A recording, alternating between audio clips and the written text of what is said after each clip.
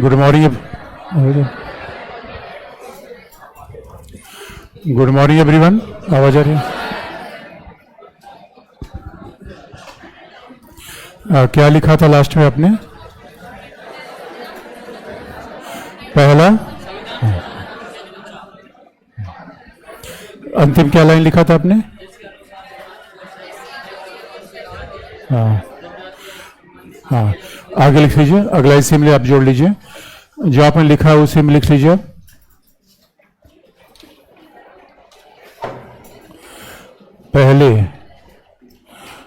पहले संविधान संशोधन से, जहां से आपने लिखा था उसी के आगे शुरू कर लीजिए। पहले संविधान संशोधन से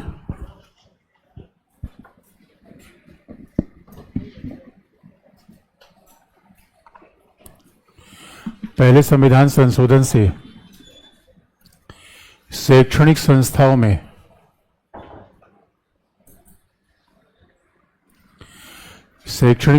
में आरक्षण देने का, पहले संविधान संशोधन से शैक्षणिक संस्थाओं में आरक्षण देने का मार्ग साफ हो गया।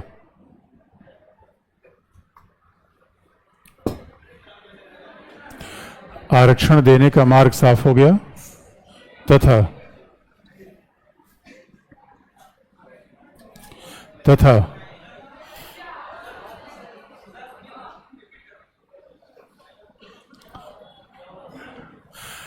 पहले संविधान संशोधन से शैक्षणिक संस्थाओं में आरक्षण देने का मार्ग साफ हो गया तथा निदेशक तत्व भाग 4 में आगे पढ़ेंगे हम। निदेशक तत्व को क्रियान्वित करने के लिए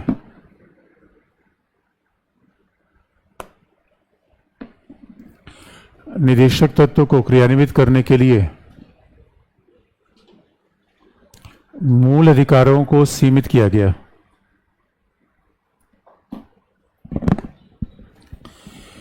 निदेशक तत्व को क्रियान्वित करने के लिए मूल अधिकारों को सीमित किया गया।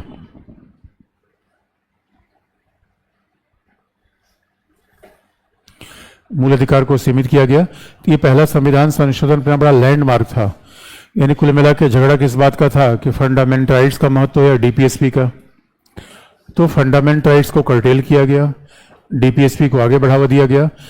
और अगर इसका मतलब है कि अगर क्लॉज 4 ऑफ आर्टिकल 15 न जुड़ा होता तो स्वाभाविक रूप में शैक्षणिक संस्थाओं में आरक्षण न दिया जा पाता।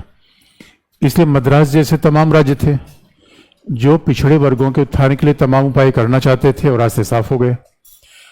अब उसके बाद क्लॉज 5 ऑफ आर्टिकल 15 जोड़ा गया किस संविधान संशोधन द्वारा? 93rd। अब 93rd ईयर 2006, यानी बड़ा चेंज आ गया। एक खास बात देखेंगे, पॉलिटिक्स की चर्चा हम बार बार करते रहेंगे क्योंकि बिना पॉलिटिक्स से फिर संविधान पढ़ा नहीं जा सकता।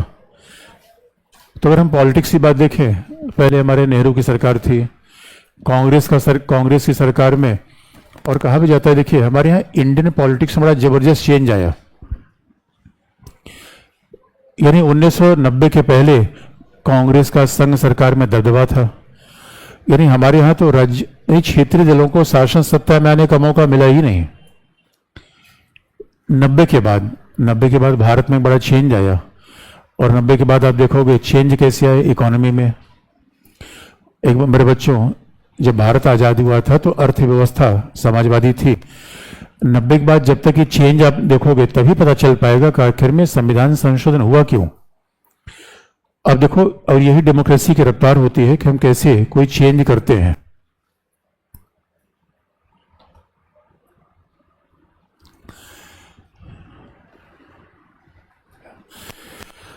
आजादी के बाद के समीकरण आप देखो और 90s के बाद के, एक बड़ा इंटरेस्टिंग चेंज आता है कि हमारा संविधान तो वही है लेकिन कहां कहां चेंज आया। 1950 में हमारी अर्थव्यवस्था कैसी थी? समाजवादी। जब ये फर्क आप देखेंगे तभी आप समझ पाएंगे कैसे ये चेंज हुआ। दूसरी बात,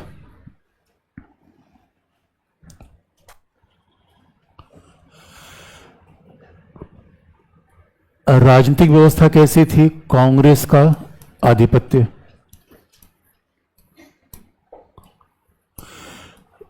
राजनीतिक व्यवस्था में कांग्रेस का आधिपत्य था।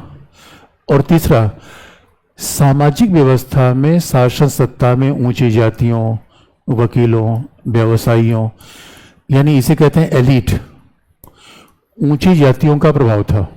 ये आज़ादी के बाद हुआ ऐसा, लेकिन अब देखेंगे 90s के बाद बड़ा जबरदस्त चेंज आया डेमोक्रेसी में। अभी व्यवहार में हुआ, इसलिए कहा भी जाता है हमें संविधान नहीं पढ़ना है, पॉलिटी पढ़ना है। जब संविधान व्यवहार के साथ जुड़ जाता है तो क्या बन जाता है? पॉलिटी। इसे हम केवल लॉ पर और आर्टिकल पे फोकस नहीं करते, हमारा मूल सामाजिक परिवर्तन, राजनीतिक परिवर्तन। और 90 के बाद दोस्तों क्या चेंज आया भारत में, हर क्षेत्र में चेंज आया। मैं क्या बताऊं, 90 के पहले जब पहली बार मूवी आई, 92 मैंने प्यार किया, उसके पहले अमिताभ बच्चन का यंग मैन। 90 के पहले आप मूवी देखोगे समाजवादी, मेरा नाम जोकर। अब उसमें समाजवादी फिल्म ऐसी थी, मदर इंडिया। अगर पहले 90 के पहले कोई फिल्म आप देखते तो सिनेमा हॉल से निकलते निकलते 2-4 बार तो आप रोते कि यार बड़ी गरीबी है दुनिया में, क्योंकि मदर इंडिया में तो वो महिला ही अपना खेत जोत रही है, बैल था ही नहीं उस समय। और 90 के पहले समाजवादी फिल्में थी जहां पे साहूकार किसानों को लूट रहा है और अंत में किसान क्रांति कर देते हैं, साहूकार का पोथी होती फाड़ देते हैं। इसके बाद 90 के बाद फिल्में कैसी आई? फिर हेरा फेरी। मेरे बच्चों, अब 90 के बाद पैसी फिल्में क्या? पैसा पैसा करती है, पैसे पे मरती है। समाजवाद में पैसे की बात नहीं चलती थी, मानवता की बात चलती थी। आज किसकी बात चल रही है? 90 के बाद बड़ा चेंज आया। 90 के बाद की फिल्मों में आप जाओगे तो फिर हा हा करते हुए आओ, फिर उधर चले आओ। मतलब हेरा फेरी, मतलब उसमें करोड़ 2 करोड़ का घपला ही होगा, मामला पैसे का ही होगा। और खास बात है 90 के बाद आप देखोगे दुनिया समाजवादी रही या पूंजीवादी? पूंजीवादी। ये बड़ा चेंज आया। इसलिए मेरे बच्चों, 90 के पहले हम लोग विश्वविद्यालय जाते, खादी भंडार का कुर्ता, वही परंपरागत झोला। उसके बाद 90 के बाद आप जो टी शर्ट पहन के बैठे हो वो 90 के पहले नहीं था। और जीन्स जो फाड़ के बैठे हो वो 90 पहले नहीं था। अब याद रखो, पूंजीवाद मतलब बाजारवाद। और बाजारवाद में दोस्तों हम लोग समय एक कॉस्मेटिक था, बोरोलिन। आपने सुना भी नहीं होगा। अच्छा सुना है? पुराने जमाने के लोग हो क्या यार आप लोग, सब कुछ सुना है। अरे मेरे बच्चों, 90 के पहले बोरोलिन था, उसे पता। कई बच्चे बड़े शरारती थे। स्कूल में पहली बार हम लोगों को देखा क्रीम भी जैसी कोई चीज होती है। वो एक बच्चा पता नहीं कहां से बोरोलिन लाता था, तो धूप में अगर बोरोलिन लगा लोगे पसीने बहुत आएगा, तो कहता देखो जादू मैं कर रहा हूं। आजकल तो मैं किसी एक व्यक्ति घर में गया और मैं कहा भाई वॉशरूम का है, मैं वॉशरूम में गया, देखा पूरा कॉस्मेटिक से पूरा वॉशरूम भरा पड़ा है और उसमें बोरोलिन नहीं थी। क्योंकि मेरे बच्चों आज तो देखो फियामा, डिगोल्ड, निबिया, फ्रांस, जर्मनी के सामान का प्रयोग हम कर रहे हैं। और एक खास बात है, एक जमाना था, जब याद रखो, आज बाजारवाद का जमाना है, पूंजीवाद का जमाना है।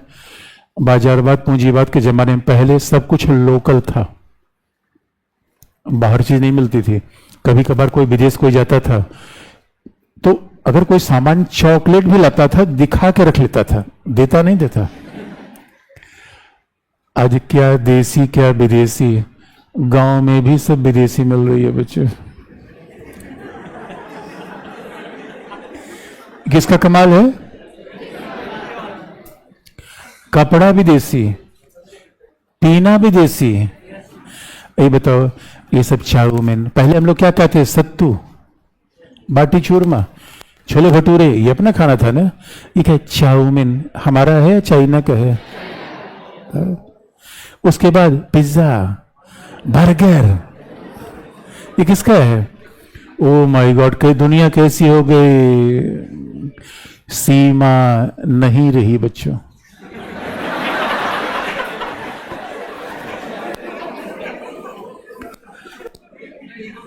राज्यों के बीच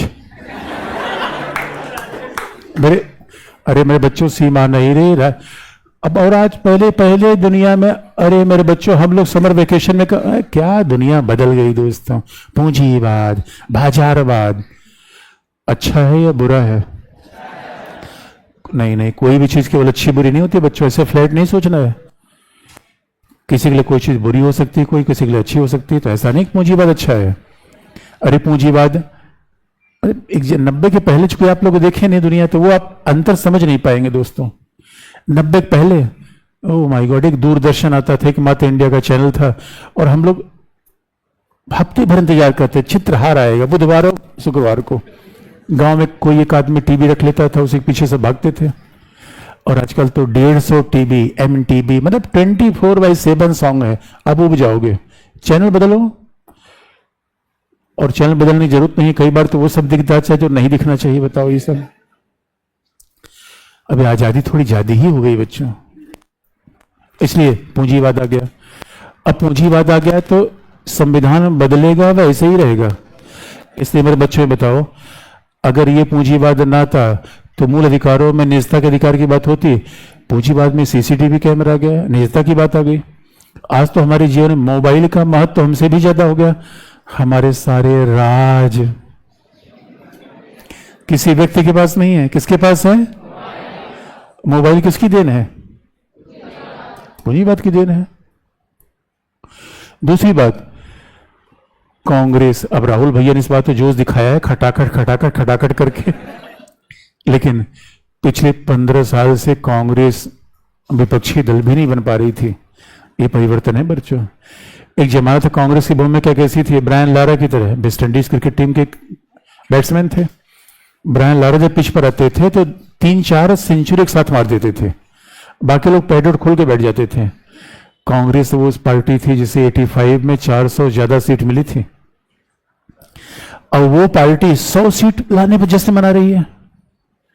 इसलिए इधर कांग्रेस के बजाय क्या हो गया, 90 के बाद गठबंधन सरकार आ गई।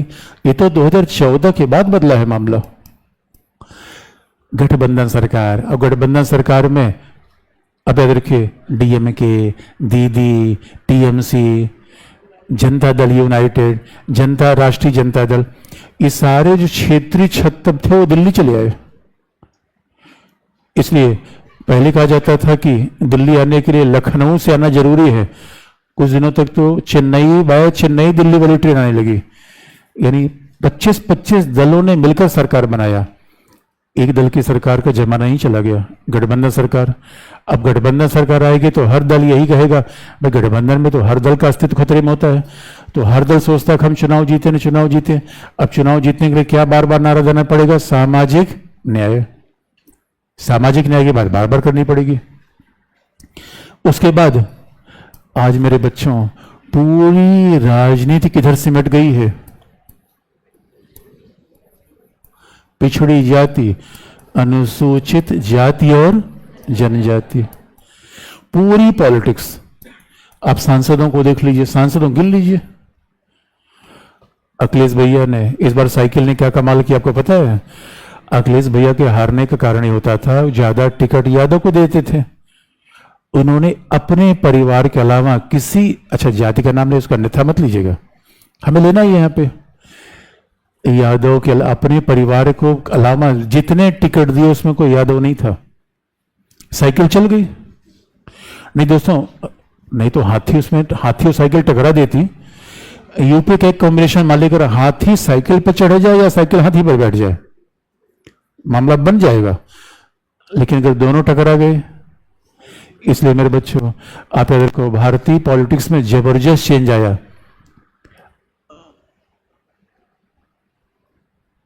बिहार का CM कौन? देख लो। मध्य प्रदेश का CM कौन? कौन? राष्ट्रपति कौन? ये पॉलिटिक्स में चेंज है। ये डेमोक्रेसी है, सामाजिक परिवर्तन का उपकरण। कमाल कर दिया। जिन परिवर्तन को बड़े बड़े संत महात्मा नहीं कर पाए, जो परिवर्तन खून से नहीं हो पाया, हमारे यहां हल्ले हल्ले कैसे चेंज आ गया। कमाल की बात आ गई यार। और अच्छा, यूपी, अब योगी को आपकी जाति में रखें भाई, किसी जाति में क्या रखा जाए, लेकिन योगी के अलावा कोई भी दूसरा डिप्टी सीएम योगी को यूपी कौन, केशव प्रसाद। ये इंडिया की पॉलिटिक्स बदल गई। सारी पॉलिटिक्स में अनुसूचित जाति, जनजाति, पिछड़ा वर्ग, यही सारी पॉलिटिक्स है भाई। जिसकी संख्या समाज में ज्यादा होगी वोट उसी का ज्यादा होगा, और वोट उसी को ज्यादा होगा। सरकार को किसकी बात माननी पड़ेगी, उसी की बात माननी पड़ेगी। इसलिए अब हर दलों में प्रतिस्पर्धा लग गई कि हम पिछड़े, हम पिछड़े। अभी मोदी सी बीच में आ गए, उनका पिछड़ा मैं। लालू यादव ने कहा ना ना, गुजराती कैसे पिछड़ा। मोदी ने कहा चाय बेचाए, मैं पिछड़ा। इसलिए दोस्तों, लड़ाई पिछड़े की हो रही है। बहन जी कह रहे हैं सही पिछड़ी तो मैं। और आज इंडियन पॉलिटिक्स में हर व्यक्ति अपने आप को क्या कहना चाहता है, पिछड़ा। पिछड़े को इर्द गिर्द पॉलिटिक्स है। जब इस पॉलिटिक्स को नहीं समझेंगे तो संविधान संशोधन कैसे समझ लेंगे बच्चों। भाई संविधान क्या है, सरकार क्या है, आपके बीच चलने वाली एक संस्था। तो जैसे आपके विचार होंगे वैसे संविधान होगा। ये 90s के बाद बड़ा निर्णायक चेंज है, इसी को हम पॉलिटी कहते हैं। तो जब संविधान के अनुच्छेद आप देखोगे, आपको लगता है कि 93rd अमेंडमेंट आया क्यों। ये 93rd अमेंडमेंट है या सामाजिक न्याय का बुलडोजर है। सामाजिक न्याय चल रहा है। 93rd अमेंडमेंट आएगा या आरक्षण आएगा। 93rd अमेंडमेंट आएगा या पिछड़े वर्गों की बात होगी। इसलिए आप देखो 90 के बाद जितने अमेंडमेंट देख लो, पिछड़ा वर्ग, कहीं स्कूल में आरक्षण, कहीं विश्वविद्यालय में आरक्षण। इसलिए मोदी सरकार ने संविधान संशोधन करके राष्ट्रीय पिछड़े वर्ग आयोग को संवैधानिक दर्जा दे दिया। ये किस बात का प्रमाण है। मोदी करे मैं पिछड़ा। और इसलिए 2014 के बाद से लेकर अभी बीजेपी को लगातार बहुमत था, लेकिन फिर इस बार अभी गड़बड़ा गया है, क्योंकि इस बार साइकिल चल गई यूपी में। और साइकिल चली क्यों, पिछड़ा। और एक बात याद रखिए, बीजेपी पिछड़े की बात तो करती है, बीजेपी साथ में हिंदुत्व जाति जब चलती है तो हिंदुत्व पीछे हो जाता है। जब लोग जाति पे डिवाइड हो जाते हैं तो भूल जाते हिंदू है, और जब हिंदू की पॉलिटिक्स चलती है तो लोग जाति भूल जाते हैं। इसलिए बीजेपी, राम मंदिर का मुद्दा क्या था, हिंदुओं को जोड़ो, हिंदू कास्ट के लाइन पर डिवीजन ना हो पाए। और साइकिल का मुद्दा क्या था, लिख लो बच्चों, इसीलिए संशोधन हुआ। क्या लिखा आपने,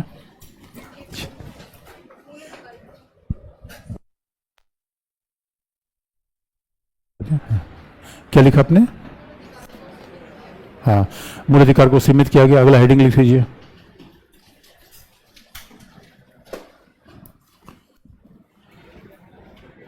शैक्षणिक संस्थाओं में आरक्षण। हेडिंग ही तो है, हेडिंग। शैक्षणिक संस्थाओं में आरक्षण।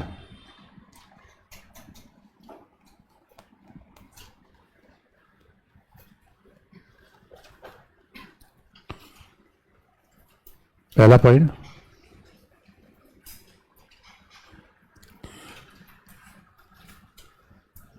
उन्नीस सौ 90 के दशक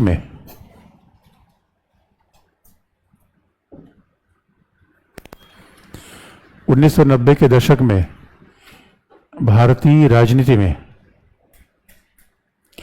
अब एक खास बात देखें, प्रीवियस ईयर का पेपर देखिएगा मेंस का, उसमें यह पूछा गया कि 1990 के बाद अनुच्छेद 356 का प्रयोग घटा कैसे। जीएस का सवाल है। इसका मतलब एग्जामिनर आपसे जानना चाहता है कि क्या हुआ इस बीच में। एक एग्जाम्पल है कि आपको इस कॉन्टेक्स्ट में बातें देखनी है। क्या लिखा आपने, 1990 के दशक में भारत में, वही बात है, भारतीय राजनीति में गठबंधन सरकारों का दौर आरंभ हुआ।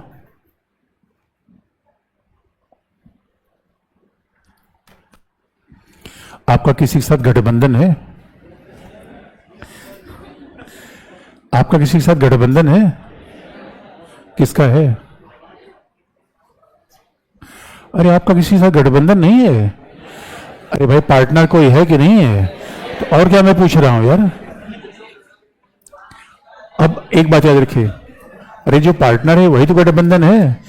मतलब अब आपको क्या लगता है, परमानेंट गठबंधन करने के मूड में है क्या? अभी नहीं है। क्या लिखा मेरे बच्चों? गठबंधन, गठबंधन सरकारों का दौर आरंभ हुआ तथा भारतीय राजनीति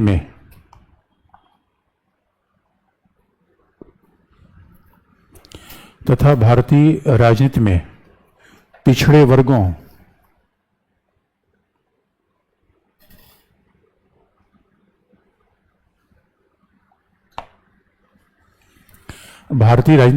वर्गों का प्रभुत्व बढ़ने लगा।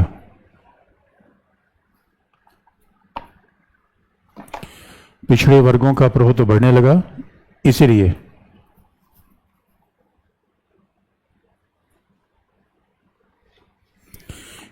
प्रत्येक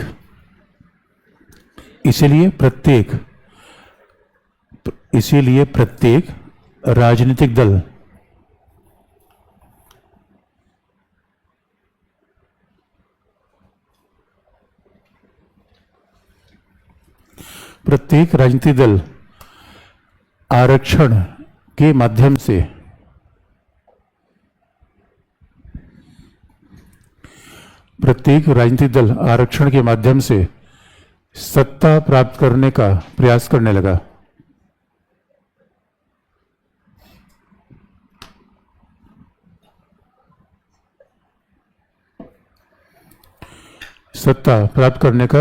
लगा। अगला पॉइंट, इसी दौरान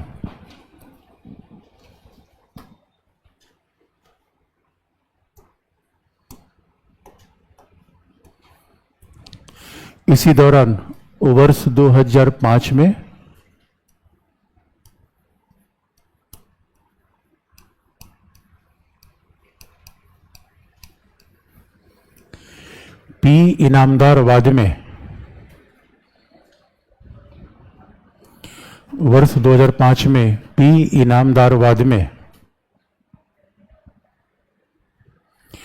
उच्चतम न्यायालय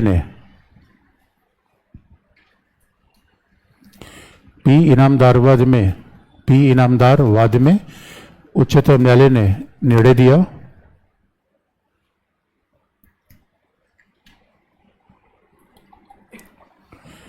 कि निजी शैक्षणिक संस्थाओं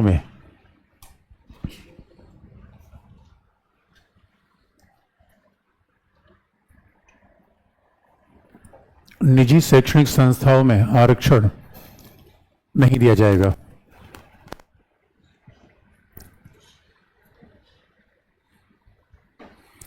निजी शैक्षणिक संस्थाओं में आरक्षण नहीं दिया जाएगा। न्यायालय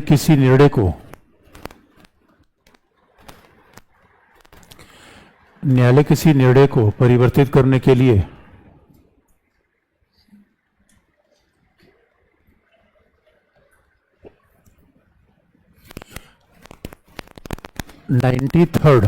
तिरानवेवां संविधान संशोधन लाया गया।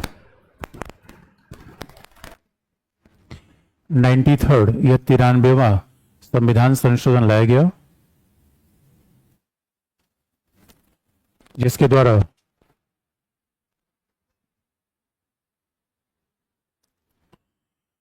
अनुच्छेद 15 के खंड 5 को जोड़ा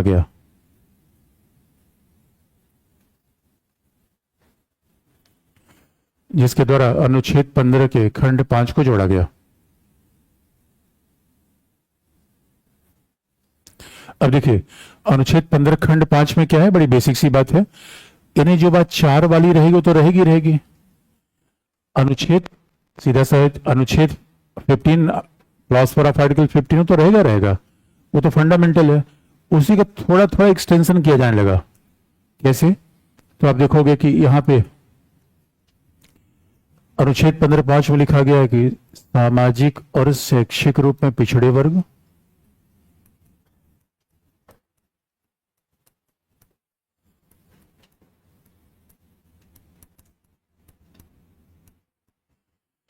ये शब्द, अब ये शब्द क्लॉज 4 आर्टिकल 15 में भी है, क्लॉज 5 में भी शब्द लिखे गए।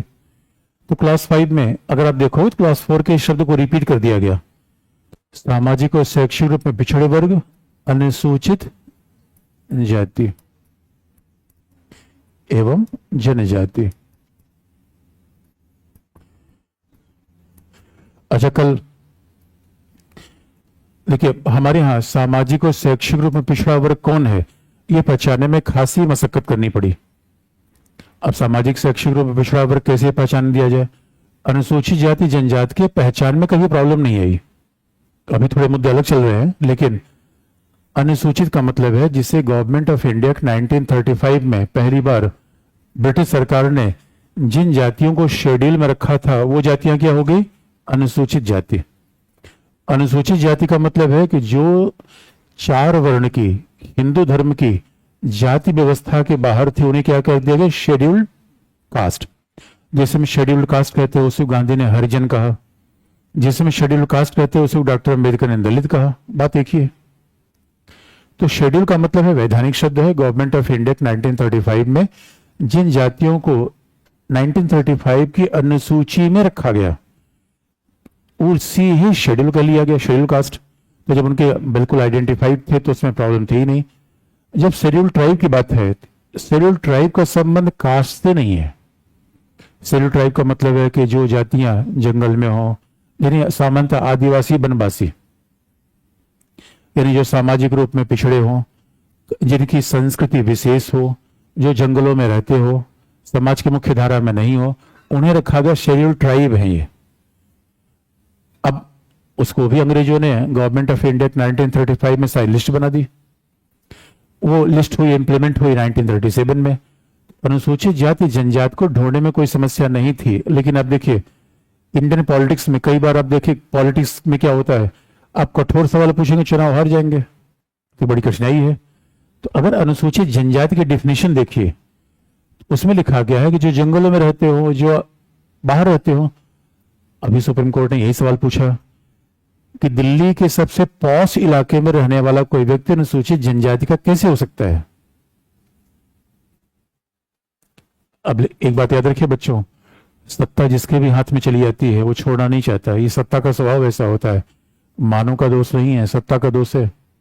अब जब ये बताइए अनुसूचित जनजाति का फायदा किसको मिलना चाहिए? छत्तीसगढ़ मध्य प्रदेश के जंगलों में रहने वाले वनवासियों को या दिल्ली के पॉश इलाके में रहने वाले व्यक्ति को? सुप्रीम कोर्ट ने ये बात पूछी। सुप्रीम कोर्ट ने भी ये सवाल पूछ लिया कि भाई जिनके बच्चे, आपको पता है दिल्ली में सबसे टॉप क्लास का स्कूल कौन है? संस्कृति। सारे आईएएस ऑफिसर के बच्चे वहीं पढ़ते हैं। समानता बच्चे 14 पढ़ लीजिए, है नहीं कहीं। हमारे बच्चे कहां पढ़ते हैं? गुरुकुल कांगड़ी, लो सर्वोदय कन्या विद्यालय, पढ़ लो उसी में, और कहां जाओगी? कमाल की बात है, यही बच्चों स्कूल ही अलग है। बताओ, स्कूल एक जैसा होना चाहिए, अलग अलग होना चाहिए? अब यही तो सवाल है। अब बताओ दोस्तों, पहले अब देखो, लेकिन लोग अभी चिंता मत करो, लोकतंत्र में ही होता है, इसे पढ़ना बहुत जरूरी है। एक जमाना था जब ऊंची जाति के लोगों ने अनुसूचित जाति जनजाति का शोषण किया। आज उन्हीं के ही जाति के प्रभावशाली लोग आरक्षण छोड़ने को तैयार नहीं है। अनुसूचित जाति का कोई सांसद हो गया तो उसके बेटे को आरक्षण क्यों मिलना चाहिए? अनुसूचित जाति का कोई व्यक्ति आईएएस हो गया तो उसके बेटे को आरक्षण क्यों मिलना चाहिए? अब बताओ बच्चों, ये बात पढ़े लिखे लोगों को उठानी चाहिए कि नहीं उठाई जाए? आपका हिस्सा मारा जा रहा है। कौन मार रहा है? संविधान यहां खतरे में है बच्चों। संविधान रियल में खतरे में कहां है? आप कहोगे सर ये बताओ, अगर अनुसूचित जाति जनजाति का आरक्षण हम कर भी दे तो फिर कैसे मामला बनेगा? देखो संविधान में लिखा गया कि अनुसूचित जाति जनजाति के प्रवेश के लिए हम अंक को नीचे कर सकते हैं, तो ये तर्क नहीं चलता कि वो क्वालिफाई नहीं होगा। क्वालिफाई तो हम कराएंगे, उनको आने तो दो। इसलिए जो रांची में रहा हो बर्बाद, वो रांची के जनजातीय लोग कहाँ हैं? ईंट के भट्टों पर मजदूरी कर रहे हैं। बस्तर झाबुआ कि जनजाति समाज 75 सालों से सांप ही पकड़ रहे हैं, कुछ नहीं हुआ। कमाल की बात है। अनुसूचित जनजाति कौन मेरे बच्चों? अब भाई जिसके परिवार में, और इसको मैं अदरवाइज मैं व्यक्तिगत रूप में जानता हूं, जिसके परिवार में सभी आईएएस हैं वो ही पिछड़ा है, तो अगड़ा कब होगा भाई? वो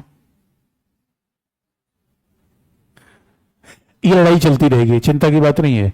लेकिन पिछड़ा है कौन? इस लड़ाई शुरू हुई, हमारे संविधान ने आधार दे दिया, तो पिछड़ा है कौन? लेकिन उस पर आने से पहले फिर सामाजिक रूप शैक्षिक रूप में पिछड़े वर्ग, अनुसूचित जाति जनजाति, उसके अलावा इनको कहां दिया जाएगा? केंद्रीय शैक्षणिक संस्था जैसे बीएचयू, आईआईटी, केंद्रीय शैक्षणिक संस्थाओं जो आईआईटी है, डीयू है, जेएनयू है, ये केंद्रीय शैक्षणिक संस्थाएं हैं। और निजी शैक्षणिक संस्थाओं जैसे एमआईटी विश्वविद्यालय, निजी शैक्षणिक संस्थाओं में आरक्षण प्रदान किया जाएगा। तो निजी शैक्षणिक संस्था है, जब किसी आर्टिकल को पढ़ते हैं तो कीवर्ड पे फोकस करिए, उतना पीटीके पर्याप्त है हमारे लिए, क्योंकि मेंस में तो विश्लेषण की आवश्यकता पड़ती है, आर्टिकल वाइज हम कोई चीज लिख ही नहीं सकते। तो वह जब पीटी के लिए पढ़ते हैं तो जो, और खासतौर फंडामेंटल राइट के आर्टिकल का ज्यादा इंपॉर्टेंस होता है, बाकी को उतना नहीं होता, उसमें भी इनको आरक्षण मिलेगा, बस एक को नहीं मिलेगा। यानी आज की डेट में हमारे यहाँ केंद्रीय शैक्षणिक संस्थाओं का मतलब आईआईटी, इसमें भी रिजर्वेशन मिलेगा। निजी शैक्षणिक संस्थाएं, एमआईटी विश्वविद्यालय, इसमें भी रिजर्वेशन मिलेगा। लेकिन एक जगह इसका एक्सेप्शन है, हमारे यहाँ कुछ ऐसी संस्थाएं हैं जो अल्पसंख्यक है, अल्पसंख्यक शैक्षणिक संस्थाएं। आप अगर इसके मायने पूछेंगे तो आर्टिकल 13 में इसका, आर्टिकल 30 में 30 में इसका उल्लेख हम करेंगे। तो बस इतनी बात जान लीजिए। अल्पसंख्यक कौन है? सेंट स्टीफन, दिल्ली विश्वविद्यालय का सेंट स्टीफन कॉलेज अल्पसंख्यक है। अभी अभी अलीगढ़ मुस्लिम यूनिवर्सिटी को लेकर डिस्प्यूट चल रहा है, एएमयू को लेकर डिस्प्यूट चल रहा है, तो वो हम आर्टिकल 30 में आपको बता देंगे। बस इतना याद रखना है कि अल्पसंख्यक शैक्षणिक संस्थाओं में यह आरक्षण लागू नहीं होगा। ये पूरी बात है आर्टिकल क्लॉज 5 ऑफ आर्टिकल 15 की। क्लॉज 5 आर्टिकल 15 में यही बात लिखी गई है कि अल्पसंख्यक शैक्षणिक संस्थाओं में आरक्षण लागू नहीं होगा।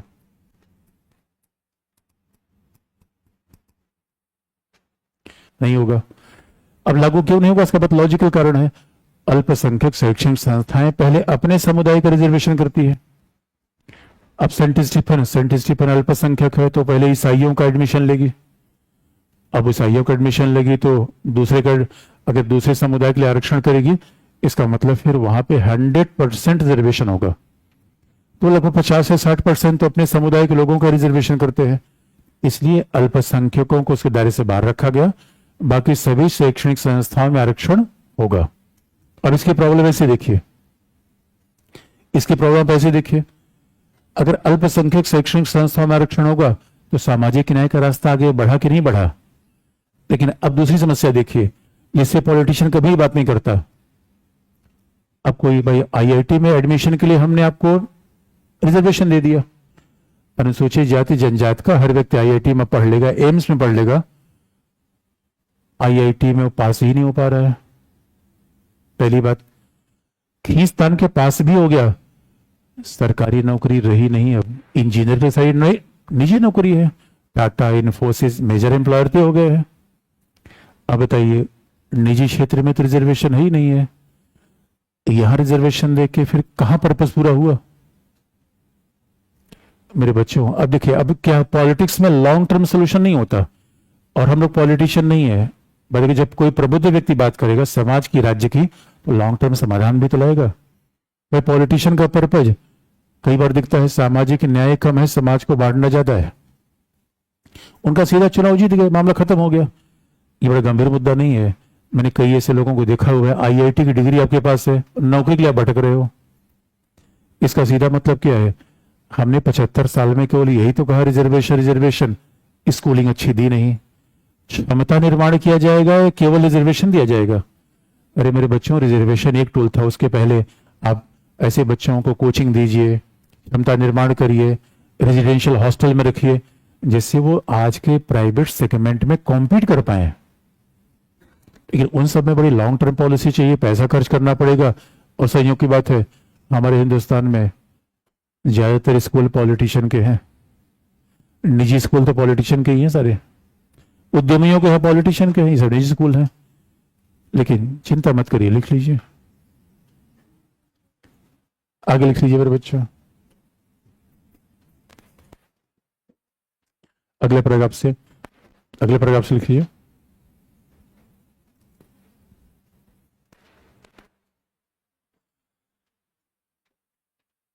पिछड़े वर्ग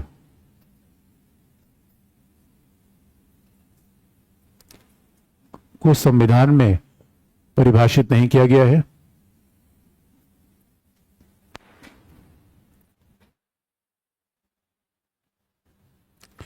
पिछड़े वर्ग को संविधान में परिभाषित नहीं किया गया है, लेकिन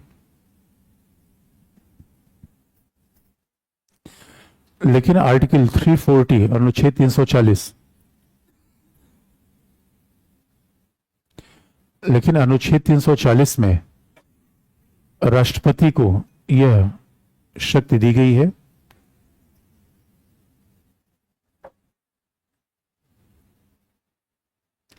आर्टिकल 340 340 में राष्ट्रपति को यह शक्ति दी गई है कि वह पिछड़े वर्गों के कल्याण के लिए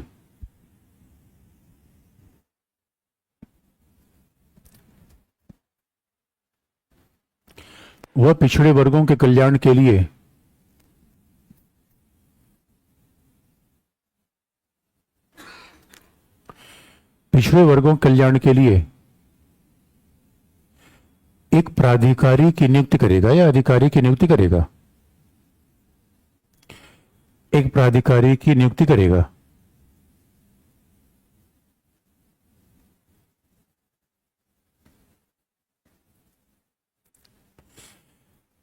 इसी शक्ति के अंतर्गत राष्ट्रपति ने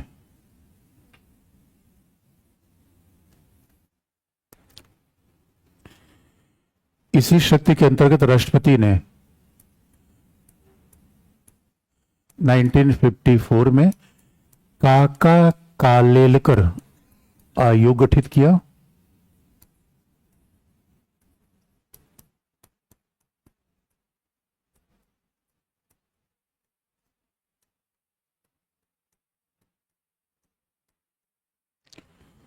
काका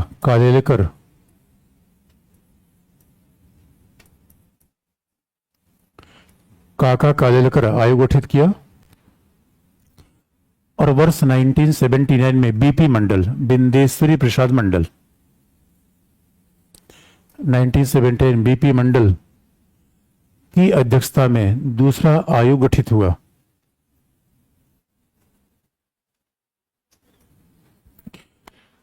बीपी मंडल, बिंदेश्वरी प्रसाद मंडल की अध्यक्षता में दूसरा आयोग गठित हुआ।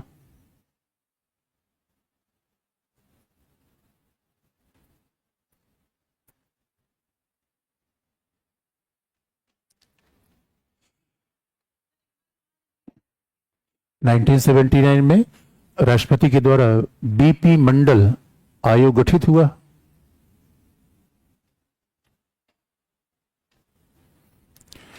बीपी मंडल आयोग गठित हुआ। अच्छा, कई बार आप सुन के जैसी मर्जी वैसे लिख सकते हैं। भाई जैसा हम बोल रहे हैं वैसा ही एग्जैक्ट लिखना जरूर थोड़ी है, इधर उधर करके लिख सकते हैं। और कई बार अगर फंस जाइए तो पहले अगल बगल देखना चाहिए। पहले पड़ोसी, अगर पड़ोसी की सहायता नहीं मिल पा रही है तो हमसे पूछ लीजिए। आगे लिख लीजिए। मंडल आयोग ने ही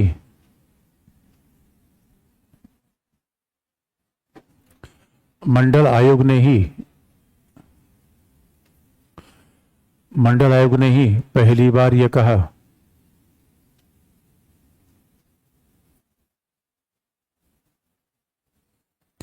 मंडल आयोग ने ही पहली बार ये कहा कि भारत में जो पिछड़ी जातियां हैं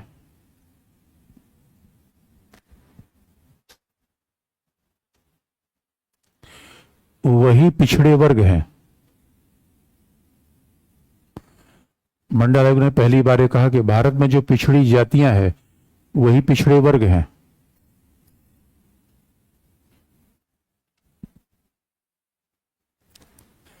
और आयोग ने पिछड़ी जातियों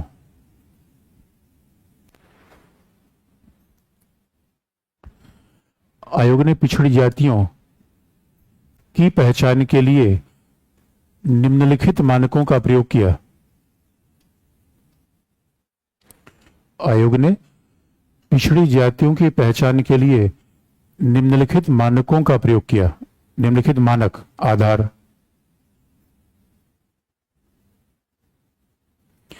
निम्नलिखित मानकों का प्रयोग किया। पॉइंट नंबर 1 सामाजिक,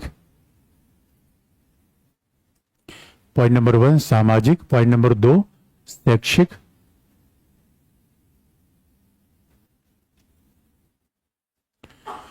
पॉइंट नंबर 3 शैक्षिक और पॉइंट नंबर 3 आर्थिक।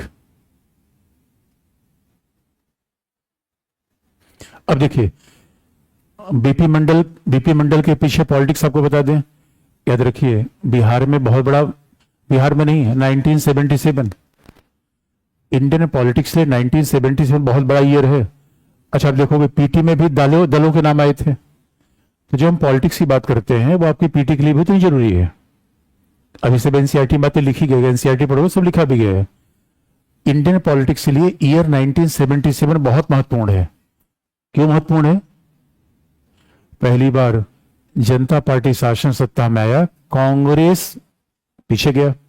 और आपको बता दें कि जो जनता पार्टी शासन में आया वो, जैसे अभी इंडिया गठबंधन हुआ है, बड़ी इंटरेस्टिंग बात है, अभी इंडिया गठबंधन कांग्रेस कर रहा है बीजेपी को बाहर करने के लिए। इसके पहले कांग्रेस को बाहर करने के लिए बाकी लोग गठबंधन करते थे। जो जनता पार्टी 1977 बनी थी, पार्टी नहीं था, 5 पार्टी का कुनबा था। 5 पार्टी ने विलय कर लिया क्योंकि 25 साल से कांग्रेस का शासन था। विपक्षी दलों को लगा अरे यार ये तो हमें शासन का मौका मिलेगा ही नहीं, जब देखो इंदिरा नेहरू फैमिली यही लोग शासन करेंगे क्या। उसके बाद विपक्षी दल इकट्ठा हुए, उसमें थे जनसंघ, बीजेपी का जो पिता है वो जनसंघ है। इधर आडवाणी और वाजपेयी जनसंघ नेता थे। सोशलिस्ट पार्टी जॉर्ज फर्नांडिस, मधुलिमे नहीं रहे, आडवाणी अभी है, अदरवाइज उनके कंटेम्पररी सब खत्म हो गए इतिहास में काफी। उसके बाद आप देखोगे समाजवादी पार्टी, उसके बाद कांग्रेस फॉर डेमोक्रेसी, जगजीवन राम, जो पीटी में जगजीवन राम मीरा कुमार के पिता। उसके बाद अगला था लोकदल, चौधरी चरण सिंह पश्चिमी यूपी के बड़े कद्दावर नेता थे। इन सब लोगों ने मिलकर, इन सब लोगों ने अपने अपने दल के नाम हटा दिए। उन्होंने कहा भाई सब दल को मिले करो, एक दल हुआ जनता पार्टी। और इंदिरा गांधी गड़बड़ी क्या थी, आपातकाल लगा दिया था, जनता बड़ी नाराज थी, इंदिरा गांधी को शासन से उठा के फेंक दिया। अब इंदिरा गांधी को शासन से उठा के फेंक दिया तो ये बात कैसे प्रमाणित हो कि सामाजिक न्याय के लिए है? चुनाव जीत जाना बड़ी बात है, चुनाव में सत्ता में बने रहना भी है। यद्यपि चुनाव जीतना इतना आसान होता, गठबंधन के साथ एक बड़ी दिक्कत है बच्चों। जब जनता पार्टी सरकार आ गई 77 में, इंदिरा गांधी चुनाव हार गई और जनता बड़ी भावनात्मक होती है। 71 में जिस इंदिरा गांधी को कहा था देवी हैं, दुर्गा हैं, उसी इंदिरा गांधी को 75 में जनता ने दौड़ा लिया, उनका डाइन है, डाइन है। बताओ, जनता बड़ी इमोशनल सेंटिमेंटल होती है। और जब ये लोग सत्ता में आ गए तो अब युवा प्रधानमंत्री कौन बनेगा? और प्रधानमंत्री बनने की बारी आई, मोरारजी भाई देसाई रिटायर्ड आईसीएस थे, प्रशासन के रूप में बड़े प्रभावशाली थे और बड़े अनुभवी व्यक्ति थे, लेकिन किसी को सुनते नहीं थे। और दूसरी समस्या थी, गुजरात से थे। एक बात याद रखो बच्चों, यूपी का होने का एक फायदा है, पीएम का रास्ता सीधा खुला होता है। मोदी जी बड़ोदरा से यूपी क्यों आ गए? बड़ोदरा से वाराणसी क्यों शिफ्ट कर लिया? जिसका रथ यूपी में चल गया वो सीधा दिल्ली। यूपी पहुंचे दिल्ली, सीधा जिला गाजियाबाद दिल्ली। गुजरात में लोकसभा कितनी सीट है? 22। 22 ही है तो एक नहीं, कितने है? कितनी? 22 है, 23 कितनी है भाई? ये सब तो आपको है। अरे मेरे बच्चों, कहाँ 22 23 और कहाँ एक साथ 80। ये तो उत्तराखंड हमसे भाग गया ना, हमारी 85 थी। उसके बाद तो हम, अरे मेरे बच्चों ये यूपी की बात है। मोरारजी भाई देसाई के साथ प्रॉब्लम थी, यूपी के नहीं थे। और आज इतिहास मैं आपको याद दिला दूं, जो प्रधानमंत्री यूपी से नहीं हो, पावरफुल नहीं। एग्जाम्पल अब ले लो, मनमोहन सिंह, देवेगौड़ा, इंद्र कुमार गुजराल, तो ये पावरफुल रह ही नहीं पाए, यूपी से थे ही नहीं। तो भाई यूपी में सीट है। अच्छा, इसमें दूसरे राज्य के बच्चे बुरा न माने। अरे भाई जो सही है तो बताना पड़ता है मेरे बच्चों। इसलिए मोरारजी भाई देसाई, लेकिन उधर से जयप्रकाश नारायण का बीज बचा हुआ है। जयप्रकाश नारायण ने कहा, अरे भाई तुम लोग आपस में लड़ रहे हो, क्योंकि मामला ये था पार्टी के बोले तो कर दिया, अब पर्सनालिटी क्लैश कैसे रुके? चौधरी चरण सिंह ने कहा मैं यूपी और ये देसाई गुजराती, और चौधरी चरण सिंह का दावा इसलिए भी था कि मैं पिछड़ा। जगजीवन राम ने कहा मैं बिहार का, लेकिन मैं सबसे पिछड़ा। जगजीवन राम बिहार के थे, लेकिन वे अनुसूचित जाति से थे। तो जगजीवन राम ने कहा प्रधानमंत्री मैं। तीन लोग लड़ गए कि प्रधानमंत्री कौन बनेगा, और बाद में बीच बचा हुआ मोरारजी भाई बने। मोरारजी भाई सरकार 2.5 साल नहीं चल पाए, क्यों? चौधरी चरण सिंह आमादा थे सरकार गिराने पर। और मामला तो ये था, मोरारजी भाई देसाई प्रधानमंत्री बने, पहली बार भारत सरकार में 2 प्रधानमंत्री बने थे। चौधरी चरण सिंह, जगजीवन राम दोनों उप प्रधानमंत्री थे, उनका कम से कम उप तो लगाओ, तभी सरकार में हम रहेंगे। बन गए। अब बन गए या कांग्रेस की विदाई भी करने का समय था। अब कांग्रेस की विदाई करने का समय था तो एक तरीका था, गैर कांग्रेसी दलों ने एक फार्मूला हमेशा अपनाया, अगर पिछड़े वर्गों का समर्थन मिल जाए, तो इनकी आबादी 50% ज्यादा है, सत्ता से बाहर कभी रहेंगे ही नहीं, तो पिछड़े वर्गों का समर्थन मिल जाए, इसके कुछ करना तो पड़ेगा। और गुजरात के, बिहार के मुख्यमंत्री बीपी मंडल पिछड़ी जाति के नेता थे, उसे कमीशन का भी इंपॉर्टेंस था। और बीपी मंडल ने कहा कि ये पिछड़ी जातियां, लगभग 2900 जातियों का नाम खोजा उनका, ये सबको आरक्षण दो। लेकिन सवाल ये है, जब तक उनकी रिपोर्ट आती, जब तक इस रिपोर्ट पे कार्यवाही होती, जनता पार्टी सरकार हवा की तरह ही तूफान तरह गई, गड़गड़ा सरकार गिर गई। 1980 में इंदिरा गांधी फिर आ गई, और इंदिरा गांधी ने कहा देखा, भालू बंदर को सत्ता दे दिया था, हम जब भाइयों बहनों तुमने ये सत्ता संभाल पाए? इंदिरा गांधी देश चला सकती है, इंदिरा गांधी ने नारा दे दिया। इसलिए मेरे बच्चों, इंदिरा गांधी का बड़ा दबदबा था। अब इसलिए भी रायबरेली में प्रियंका गांधी गई थी तो नारा दिया गया, प्रियंका गांधी नहीं, ये आंधी है, दूसरी इंदिरा गांधी है। वो दूसरी इंदिरा गांधी नहीं बन सकती, क्योंकि रावण बाड्रा उनको साथ है पीछे करने के लिए, नहीं बन सकता। लेकिन भाई कोई बन सकता, मैं ऐसा क्यों नहीं बन सकता? पॉलिटिक्स में तो कुछ भी हो सकता है, जनता है, जनता के मूड पे डिपेंड करता है। इसीलिए बीपी मंडल कमीशन बना। बीपी मंडल कमीशन नहीं बना, ये चुनाव में कांग्रेस बनाम गठबंधन का मामला था, ये चुनाव में सामाजिक न्याय का मुद्दा था, ये चुनाव में आरक्षण का मुद्दा था, और जब भी गए कांग्रेसी दल आएंगे इस मुद्दे को जरूर उठाएंगे। लेकिन आर्टिकल 15 क्लॉज 5 आप देखेंगे, जबकि आर्टिकल 15 क्लॉज 5 कब जोड़ा गया है? 2006 में मनमोहन सिंह की सरकार थी। कांग्रेस ने कहा भाई ये देखो सब कह रहे हैं पिछड़ा पिछड़ा, तो हम तो सबसे बड़े पिछड़ा। मनमोहन सिंह से कहा अगर कुछ एग्जाम्पल दोगे पिछड़ा पिछड़ा, ऐसे बात बनेगी। अर्जुन सिंह मानव संसाधन मंत्री थे। मनमोहन सिंह का नया संविधान संशोधन लाया जाए, 93rd अमेंडमेंट लाया जाए, जिससे पिछड़ी जाति के लोग ये भी तो कहे हमने भी कुछ किया।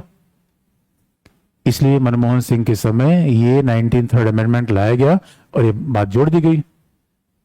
लेकिन तब तक 2014 में इंडियन पॉलिटिक्स में फिर शिफ्ट आया। अगर आप देखोगे लैंडमार्क ओकेजन कब है इंडियन पॉलिटिक्स में? जो लैंडमार्क मामला रहा 1977, पहली बार जनता पार्टी सरकार आई। 1989 से संघ में गठबंधन सरकारों का दौर शुरू हुआ। और मेरे दोस्तों क्या गठबंधन सर, 24 लोग मिलकर सरकार बनाते थे। सरकार ढींचुक चल रही है, एक कदम आगे 2 कदम पीछे, कोई काम हो ही नहीं पा रहा है। इसलिए मेरे बच्चों, हकीकत की बात यह है, गठबंधन में कठिनाई है। गठबंधन में निर्णय नहीं हो पाता। 90 के बाद दुनिया बदल रही थी। नेहरू ने देश का विकास का फाउंडेशन रख दिया क्योंकि मेजोरिटी थी। आजादी के बाद ही गठबंधन सरकार आ जाती, क्या करती? पाकिस्तान देख लो, गठ ही हो रहा है, बंधन नहीं हो रहा है। पाकिस्तान देख लो। अब आप कहोगे इसराइल, फ्रांस, विकसित देश हैं वो, पौआ वाले देश हैं। इसराइल की आबादी 80 लाख, फ्रांस की आबादी 7 lakh, 7 crore. 7 crore is equal to Haryana. Germany कहता है हमारी आबादी यूरोप में सबसे ज्यादा है। हमने जोश में पूछा कितना है भाई, का 8 करोड़। हमने कहा 1/3 ऑफ यूपी। दोस्तों हमारा कोई मुकाबला नहीं है दुनिया में। टेम्पो हमारा, जिसके पास लोग हैं उसी के पास तो सब है। और मेरे बच्चे, लेकिन सरकार स्थायी होना चाहिए। 90 के बाद पूरी दुनिया लूटने का मौका था, लेकिन हम ही घचपुच करते रह गए। एक कदम आगे, दो कदम पीछे। यही उस समय था चाइना दंदना कर आगे बढ़ा 90 डिग्री पे। चाइना में क्या है? एक व्यक्ति, एक दल, एक सवाल, एक जवाब। चाइना में दंदना के डेंग शाओपिंग, चाइना में जो नेता, तीन ही तो नेता, माओ, डेंग शाओपिंग, सी जिनपिंग, जो आता है 20-30 साल रह जाता है, देश को दंदना कर आगे बढ़ा देता है। यहाँ 5 साल रह जाओ, भागो भागो भागो, हम भी आएंगे। सिंगापुर में एक ली क्वान थे, सिंगापुर के प्रधानमंत्री बने, 30 साल तक शासन किया, पर कैपिटा इनकम बढ़ाकर 30 गुना कर दिया। एशिया का सबसे अमीर देश इस समय सिंगापुर है। सिंगापुर, छोटा सा देश। हम ऐसा क्यों नहीं कर पाए बच्चों? देखो, लोकतंत्र तो हटा नहीं सकते, ये तो फॉर्मूला है नहीं। स्टेबिलिटी तो ला सकते हैं बच्चों। स्टेबिलिटी आपके जीवन में चाहे राष्ट्र के जीवन में, आपका जीवन स्टेबल है या अनस्टेबल है? घर से अगर पैसा समय पे आ जा रहा है, इसका मतलब है कि स्टेबिलिटी तो है। पार्टनर छोड़ के भाग रहा है, इसका मतलब इनस्टेबिलिटी वहां नहीं है। एक बात याद रखो बच्चों, जीवन स्टेबल होगा तो अंदर स्टेबिलिटी, बाहर अपने आप दुनिया जीत लोगे। अंदर ही स्टेबिलिटी नहीं है, कैसे बात बनेगी? 89 के बाद फिर मामला चेंज आया। 2014, 30 साल बाद मोदी चुनाव जीत गए।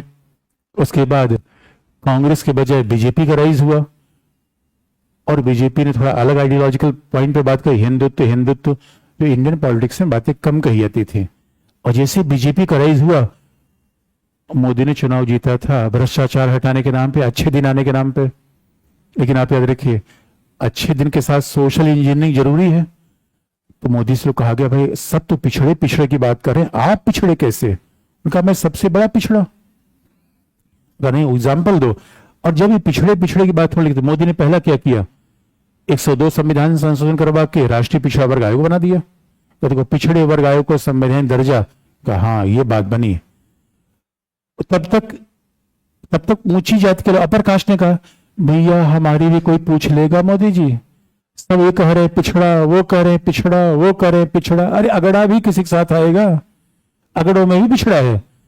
मोदी ने कहा, हाँ बात तो बन रही है। इसलिए कमाल की बात हो गई। और हमारे यहां ऐसा आरक्षण का पॉलिटिसाइजेशन हुआ।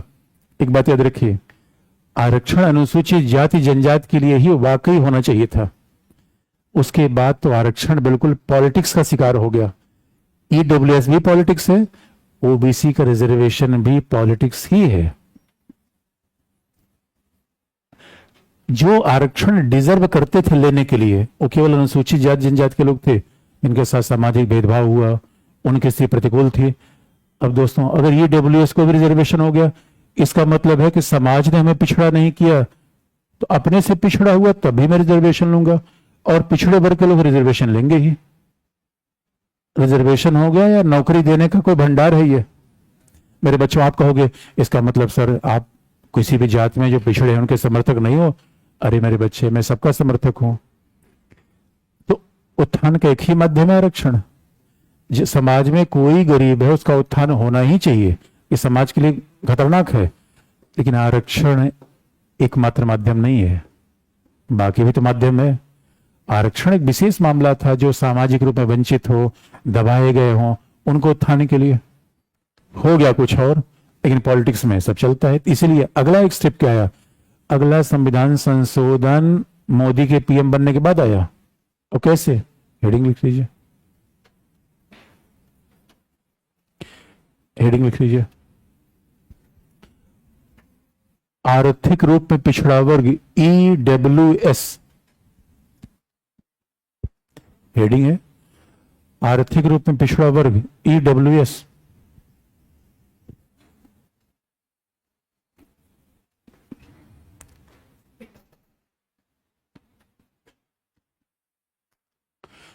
आर्थिक रूप में पिछड़ा वर्ग EWS पहला पॉइंट।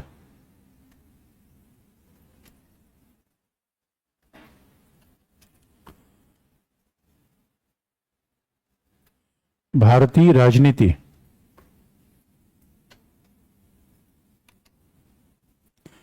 भारतीय राजनीति में आरक्षण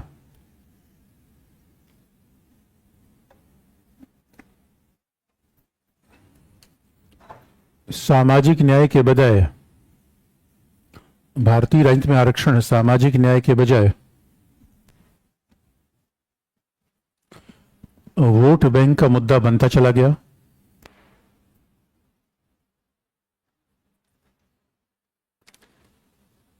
सामाजिक न्याय के बजाय वोट बैंक का मुद्दा बनता चला गया।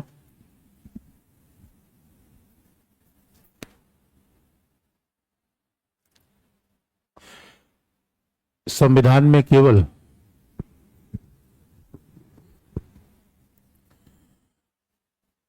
सामाजिक शैक्षिक पिछड़े वर्ग का उल्लेख किया गया था। संविधान में केवल सामाजिक शैक्षिक पिछड़े वर्ग का उल्लेख किया गया था।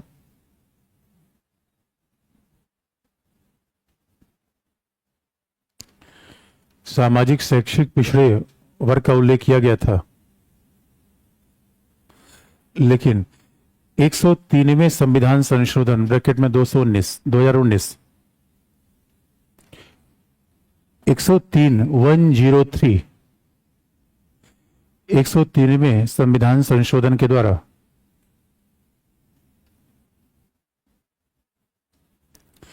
103वें संविधान संशोधन के द्वारा पहली बार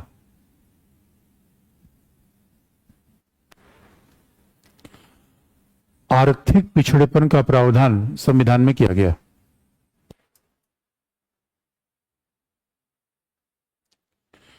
पहली बार आर्थिक पिछड़ेपन का प्रावधान संविधान में किया गया।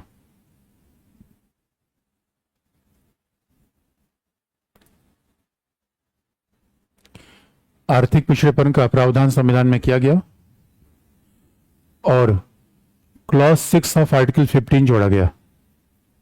अनुच्छेद 15 खंड 6 क्लॉज 6 ऑफ आर्टिकल 15 जोड़ा गया।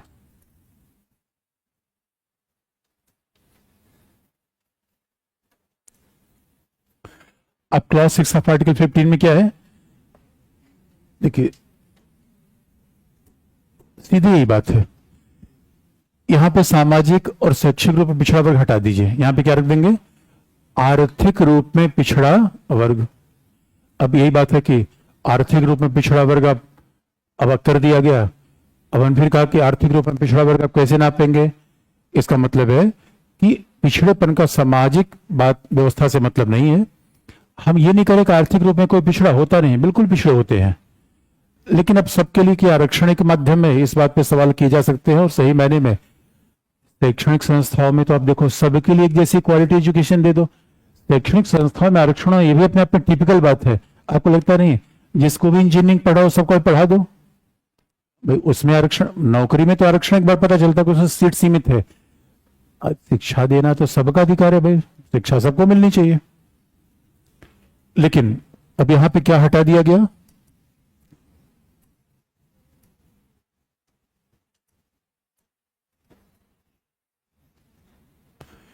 ये सीधा इसी का रिप्लिकेशन है आर्टिकल 15 क्लॉज 6। तो आप देखोगे इसमें क्या लिखा गया है, आर्थिक रूप में पिछड़े वर्ग को EWS, मतलब जिसकी इनकम 8 लाख रुपए से ज्यादा ना हो। कितना है इस समय, मुझे 8 ही लाख याद आ रहा है। 8 लाख या शहर में कोई प्लॉट ना हो। तो सवाल ये जिस साल हम एग्जाम देने शुरू करेंगे उस साल प्लॉट बेच देंगे। और कई बार तो इनकम का सर्टिफिकेट दर दर किया जा सकता है, इसलिए क्रीमी लेयर में भी बड़ा लफड़ा होता है। अभी क्रीमी लेयर आपको बता देंगे कि ओबीसी रिजर्वेशन क्रीमी लेयर की बात आती है। लेकिन आर्थिक रूप में पिछड़े वर्ग को केंद्रीय शैक्षणिक संस्थाओं में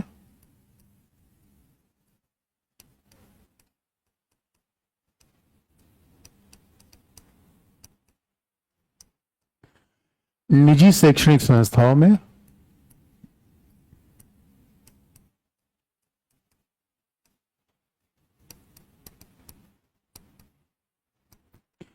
केंद्रीय शैक्षणिक संस्थाओं में निजी शैक्षणिक संस्थाओं में आरक्षण दिया जाएगा जो 10% से अधिक नहीं होगा।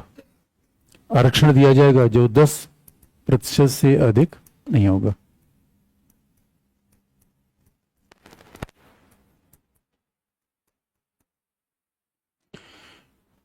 तो अब ईडब्ल्यूएस का रिजर्वेशन भी आ गया और आर्टिकल 15 एक साथ पूरा। तो आप देख लीजिए आर्टिकल 15 में कितनी सारी पॉलिटिक्स इन्वॉल्व है। तो अब सवाल है हमारे यहाँ जब कोई लिस्ट बनती है जरा सोच के देखो, पहले सामाजिक पिछड़ा, फिर आर्थिक पिछड़ा, फिर पिछड़ों में पिछड़ा, फिर पिछड़ों में अगड़ा, अगड़ों में पिछड़ा। और अब आप देखिए 90 के समय तक पॉलिटिक्स क्या थी, पिछड़ा वर्सेस अगड़ा। नीतीश कुमार ने कहा नहीं, गड़बड़ हो रहा है। नीतीश कुमार ने कहा नहीं, पिछड़ों में पिछड़ा। और एक बात अब देखिए, इस बात को पॉलिटिक्स के हिसाब से देखे, हिंदी हार्टलैंड में, हिंदी हार्टलैंड का मतलब होता है यूपी, बिहार, मध्य प्रदेश, राजस्थान। हिंदी क्षेत्र में पिछड़ों का नेतृत्व पहली बार जाटों ने किया। अब देखिए डेमोक्रेसी में कैसे पावर शिफ्ट होता है और कैसे सबको सत्ता में भागीदारी मिल जाती है। क्या कमाल का आइडिया है। पहले जाटों ने पिछड़ों का नेतृत्व किया, तो बाद में यादवों को लगा यार ये तो सारी मलाई जाट खा रहे हैं। उसके बाद जब से मुलायम, अरे मेरे बच्चों, पहली बार पिछड़ों के नेता चौधरी चरण सिंह थे, जाट समुदाय से थे, यही बागपत के नेता थे, ये आपका वेस्ट यूपी। उसके बाद मुलायम सिंह यादव का सीएम बनना फिर ट्रांसफॉर्मेशन दिखाता है। अब जब मुलायम सिंह यादव पिछड़े बन गए तो बाकी पिछड़ों को लगा यार ये सारा माल तो यादव उड़ा लगे, साइकिल पर बैठा कौन है। तो अगर नाना ये तो गड़बड़ हो रहा है। उसके बाद मेरे बच्चों केशव प्रसाद मौर्य, उसके बाद अभी और हमारे यहां तो ओम प्रकाश राजभर अकेला पार्टी। तो कौन से अपना दल, खास दल, हमारे इंडियन डेमोक्रेसी, पराया दल, हमारे आप है, बाप है। आपका मतलब तो आप जानते हैं, बाप का मतलब भी आप जानते हैं। कौन जानता है बाप का मतलब? भारतीय आदिवासी पार्टी राजस्थान में, ऊंट पे बैठे बैठे सीधा जोधपुर से आगे दिल्ली। एक ही उम्मीदवार है, एक ही दल है, एक ही कुल मिला के प्रत्याशी, एक ही अध्यक्ष, एक ही कार्यकर्ता। कमाल की बात है। ये इंडियन डेमोक्रेसी खास बात है। उधर गुरु जी, उधर बाप, इधर आप। इसलिए 90 के समय पिछड़ा बनाम अगड़ा, 90 के बाद पिछड़ों में पिछड़ा। नीतीश कुमार ने क्या कमाल किया। Lalu Prasad Yadav master in political science, Nitish Kumar Yadav engineer. पहली बार इंजीनियर ने पॉलिटिकल साइंस वाले को धराशायी कर दिया है, मैंने पहली बार देखा है। What a brilliant person, the name is Nitish Kumar. Lalu Yadav, याद रखे बच्चों, लालू यादव तो ऐतिहासिक लीडर थे, लेकिन परिवार के चक्कर में चले गए। और हमारा समाज ऐसा है, जब आप परिवार में सेंटर हो जाते हैं तो लोगों को लगता है यार मामला था गड़बड़ है। नीतीश कुमार ने परिवार को हमेशा दूर रखा। नीतीश कुमार पिछड़ों में, गैर यादव पिछड़ी जाते हैं, इकट्ठा कर लिया, चुनाव जीत गए। इसीलिए धीरे धीरे सत्ता का फायदा सभी को मिल गया। लेकिन सवाल यह है, सारे पिछड़े अगड़े हो गए? अगड़ों में कोई पिछड़ा नहीं है। और अनुसूचित जाति जनजाति के लोग भी दंदना कर आगे बढ़ गए, इसलिए पिछड़ों को फायदा हुआ। पिछड़ों में भी एक मलाई और दूध बन गया। पिछड़ों में मलाई आ गई, बाकी सब छाछ पी रहे हैं। अनुसूचित जाति जनजाति में भी सुप्रीम कोर्ट कह रहा है भाई इसमें भी मलाई है। लोग ना, इसमें मलाई नहीं, उनका है मलाई, देखो। और याद रखिए, संघ सरकार ने जस्टिस रोहिणी कमीशन बनाया था। संघ सरकार ने कहा था 27% जो पिछड़ों का आरक्षण है उसमें परसेंटेज वाइज बांटो। जाति इस, अब सवाल है पिछड़ी जातियों में जाति है 3,000, सर्वे में पाया गया उस 3,000 में आरक्षण का सारा फायदा 50 जातियां ले जा रही हैं, बाकी सब देख रहे हैं फायदा हो रहा है, मिल नहीं रहा है। लेकिन सवाल यह है कौन कैटेगराइजेशन करेगा? जो करेगा वो चुनाव में बॉल पैदा करेगा। इसी चुनाव जब तक जीत रहे हैं तब तक बिलावजह सब खुराफात नहीं किया जाता। आपको सामाजिक न्याय करना है, चुनाव जीतना है। धीरे से बोल रहे हो, चुनाव जीतना है।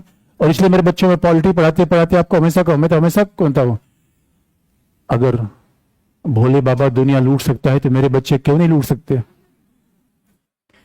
भाई जो सब मिल के लूट ही रहे हैं तो मेरे बच्चे क्या करें? मेरे बच्चे लूटेंगे तो कम से कम ये तो कहेंगे यार कि कभी कभी मैं मंच पे बैठा तो लेंगे ना, इतना ही तो करेंगे और क्या, इतने में खुश हो जाऊंगा। लिख लो, चिंता मत करो। क्या क्या लिखा, क्या क्या क्या लिखा आपने? हाँ, पिछड़े वर्ग का प्रावधान आगे लिख लीजिए। इसके बाद ये लिख लिया आपने, ये लिख लिया, आगे लिख लीजिए।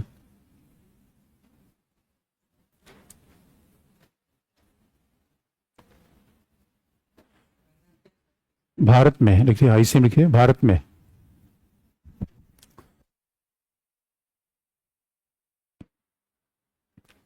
बीजेपी के द्वारा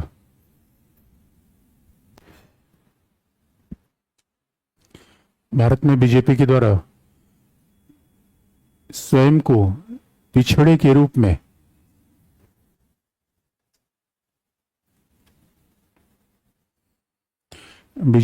स्वयं को पिछड़े के रूप में, पिछड़े दल के रूप में दिखाने का प्रयास किया गया।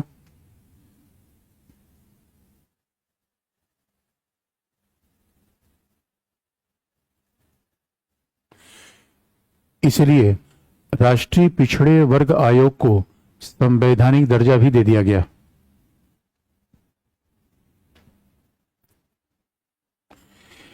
इसलिए राष्ट्रीय पिछड़े वर्ग आयोग को संवैधानिक दर्जा भी प्रदान कर दिया गया।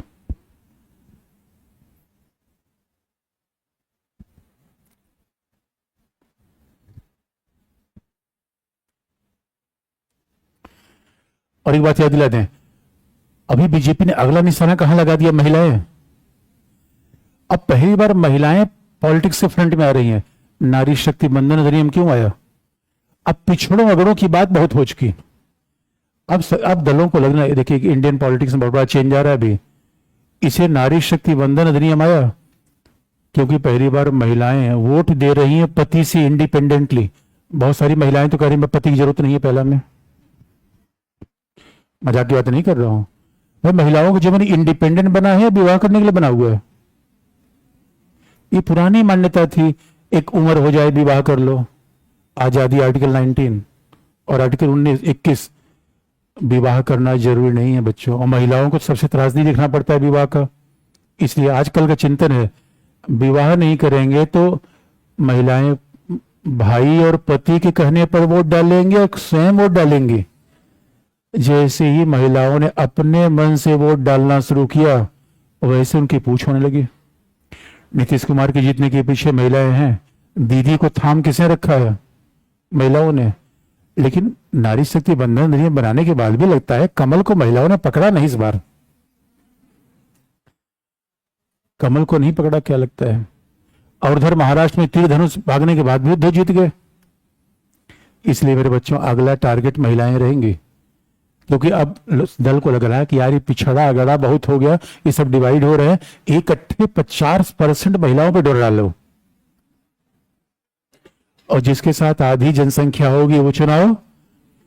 इसलिए ये बताइए द्रौपदी मुर्मू राष्ट्रपति क्यों बनाई? महिला भी है, अनुसूचित जनजाति भी है। मेरे बच्चों कितना बड़ा टारगेट है।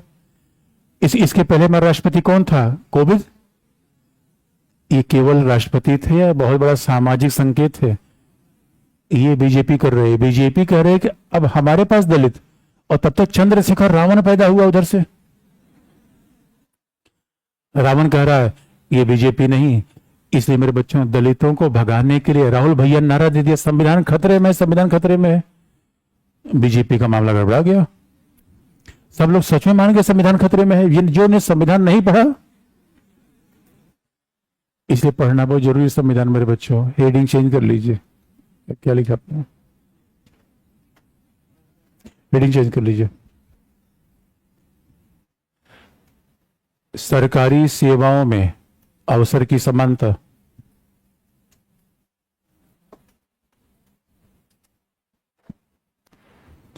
सरकारी सेवाओं में अवसर की समानता।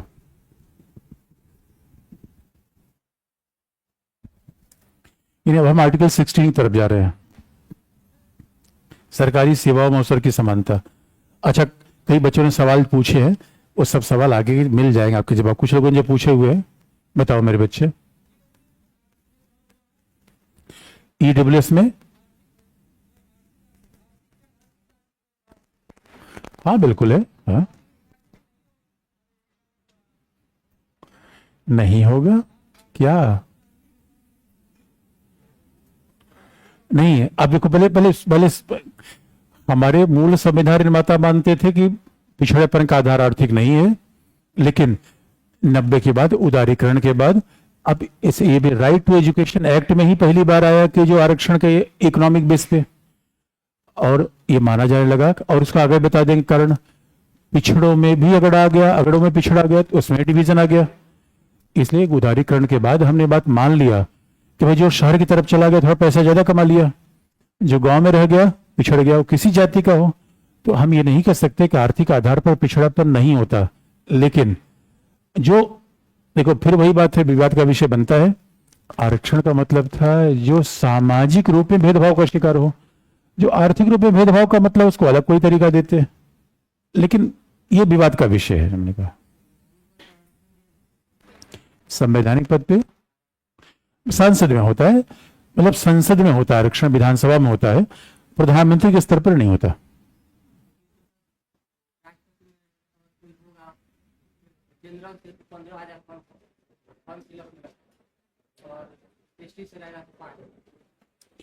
अरे वो मतलब नहीं है, उससे क्या फर्क पड़ता है? अरे भाई देखो, जो पैसा कम दे सकता है वो कम देगा, तो इसमें इससे क्या फर्क, इससे क्या निष्कर्ष निकलता है क्या? हाँ, तो जमानत राशि क्या मतलब है? ओ माय गॉड, आप मेरे पूछ रहे हैं, ये मेरा बच्चा पूछ रहा है, राष्ट्रपति चुनाव लड़ने के लिए सामान्य कैंडिडेट पैसा ज्यादा देता है, जमानत राशि कितने देता है? 15,000 रुपए। अनुसूचित जाति जनजाति का भी कितना देगा? 5,000 रुपए। अरे मेरे बच्चों, उसके पास पैसा नहीं है, इसलिए ऐसा किया गया है। अब बताओ, क्योंकि बच्चों देखो, देखो पिछड़ापन महसूस करने की बात है, और हकीकत की बात यह है, महिलाओं से पूछो कितना भेदभाव होता है उनके साथ, ये तो लड़कियां बता सकती हैं, दिल्ली में तो बहुत है। दूसरी बात, ऐसे अनुसूचित जाति जनजाति को समाज में उनका वास्तविक हिस्सा नहीं दिया गया, तो हम ये काम तो कर सकते हैं, जिनका वास्तविक हिस्सा नहीं दिया गया उनको दे, और जिनको ज्यादा मिल गया हो उनसे कहते हैं भाई अब आप बाहर जाओ। बस ये बाहर जाने वाला सिस्टम नहीं हो पा रहा है, वही आर्टिकल 16 में आपको बता दूंगा। इसे इतने संवेदनशील बनो, अब कल कह दोगे महिलाओं को आरक्षण क्यों दे दिया गया? बात अनुसूचित जाति जनजाति की है, पूरे समाज की है, समाज की है। समाज में कोई पिछड़ा हो, कोई हाशिए पर हो, उसका उत्थान होना ही चाहिए, चाहे अल्पसंख्यक हो, पिछड़ा हो, अनुसूचित जाति लेकिन अब मामला उस पर नहीं है। नेता क्या करने लगता है, उसको पॉलिटिक्स चिंता ज्यादा हो जाती है। तभी 75 साल में दोस्तों भारत में अभी भी गरीबी गरीबी गरीबी एक अजीब सी बात नहीं है। इसका मतलब पहले कुछ नहीं किया गया, पहले आज जो भी कह लीजिए, केवल पॉलिटिक्स गरीबी की जाती है। गरीबी तो इकोनॉमिक्स से दूर हो गया, पॉलिटिक्स से, उसके लॉन्ग टर्म चाहिए, तो चीजें विवाद का विषय है। हम विवादों से कम सरोकार रखते हैं, कि हमारा विषय ऐसा है कि हर मुद्दे पर बात हम कर सकते हैं। हम विवादों को थोड़ा सा किनारे करके चलते हैं। आगे बढ़े, लिख लीजिए पहला पॉइंट,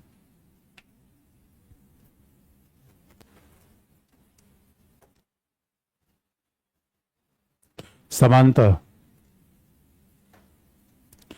समानता के अंतर्गत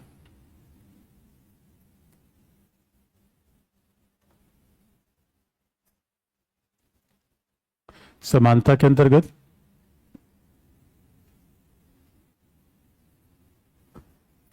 भारत के सभी नागरिकों के लिए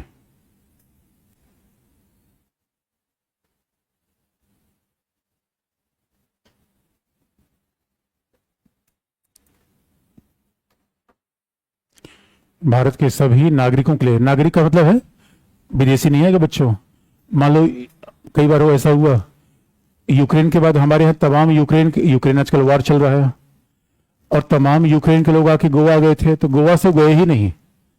अब मान लो गोवा में कोचिंग ज्वाइन कर ली यूपीएससी की, और यूक्रेन के लोग कहीं यार लगे हाथ जरा यूपीएससी की वैकेंसी आई है भर ही देते हैं, तो यूक्रेन के लोगों को अधिकार होगा नहीं होगा?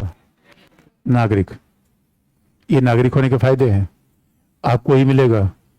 आपको ही पता चला कि हमारे यहाँ बड़े सारे नाइजीरिया के लोग पढ़ने आते हैं, सूडान, नेपाल, सबके यहाँ लोग पढ़ने आते हैं।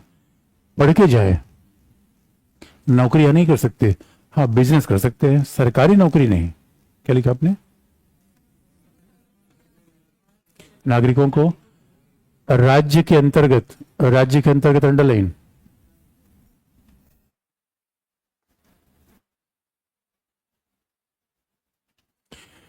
राज्य के अंतर्गत नियुक्ति एवं रोजगार में, नियुक्ति और रोजगार अंडरलाइन,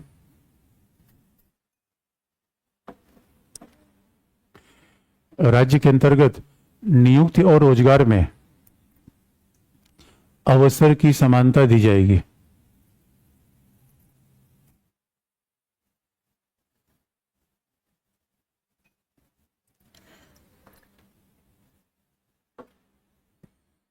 राज्य के अंतर्गत नियुक्ति और रोजगार में अवसर की समानता दी जाएगी।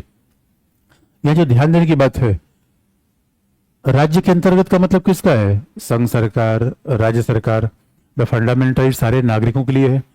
आप याद रखिएगा, हमारे यहाँ यूपी, बिहार, तमिलनाडु और बंगाल के सभी नागरिकों के लिए फंडामेंटल राइट एक ही है। फंडामेंटल राइट राज्य के हिसाब से बढ़ता नहीं है। तो राज्य के अंतर्गत का मतलब है संघ सरकार, राज्य सरकार, स्थानीय सरकार या सभी सरकार? सभी सरकार। यहाँ राज्य के अंतर्गत का मतलब है, लेकिन राज्य के अंतर्गत का मतलब है निजी कंपनियों में नहीं है। ये बात ध्यान देने की है। राज्य के अंतर्गत का मतलब है प्राइवेट सेक्टर में ही, इन्फोसिस में नहीं है, टाटा में नहीं है, रिलायंस में नहीं है। अब देखो यही विडंबना है, 90 के बाद हमारे यहाँ क्या हुआ? 90s के बाद उदारीकरण आ गया। उदारीकरण में आज की डेट में अगर 100 नौकरी सरकार दे, 100 नौकरी आपके पास है, 10 सरकारी क्षेत्र में है, 90 प्राइवेट क्षेत्र में है। अब आप देखिए बच्चों, जिस तरीके से हमने आरक्षण को ओवर पॉलिटिसाइज कर दिया, तो आरक्षण का मायने रहा कहां? अब हमारे यहां तो पॉलिटिशियन ऐसे आरक्षण को देते हैं, हमारे यहाँ आरक्षण के बारे में दो बड़ी विरोधाभासी राय है। कुछ लोग सोचते हैं कि हमें सब कुछ मिल गया, कुछ लोगों को लगता है दुनिया लुट गई, पता नहीं क्या हो गया। अरे बच्चों, सरकारी नौकरियां हैं कितनी? ये तो यूपीएससी सोचो, यूपीएससी केवल एक है कि हर साल कम से कम 1000 सीट आपको मिल जाती है, बाकी किसी सेवा में नहीं है, हो भी नहीं सकती। अब कितनी बड़ी विडंबना है, आईआईटी में आपने पढ़ा दिया, रिजर्वेशन दे दिया। आईआईटी में रिजर्वेशन का फायदा तब था जब सरकारी नौकरी इसको मिलती। आईआईटी में रिजर्वेशन है, प्राइवेट सेक्टर में रिजर्वेशन है नहीं। ज्यादा नौकरियां किस में है? प्राइवेट सेक्टर में है। इसलिए आप देखोगे, अगर हमने पूरे समाज के उत्थान पर ध्यान दिया होता, शिक्षा पर, स्वास्थ्य पर, तो हो सकता है कि 2-4 पीढ़ी के बाद आरक्षण की आवश्यकता पड़ती ही नहीं।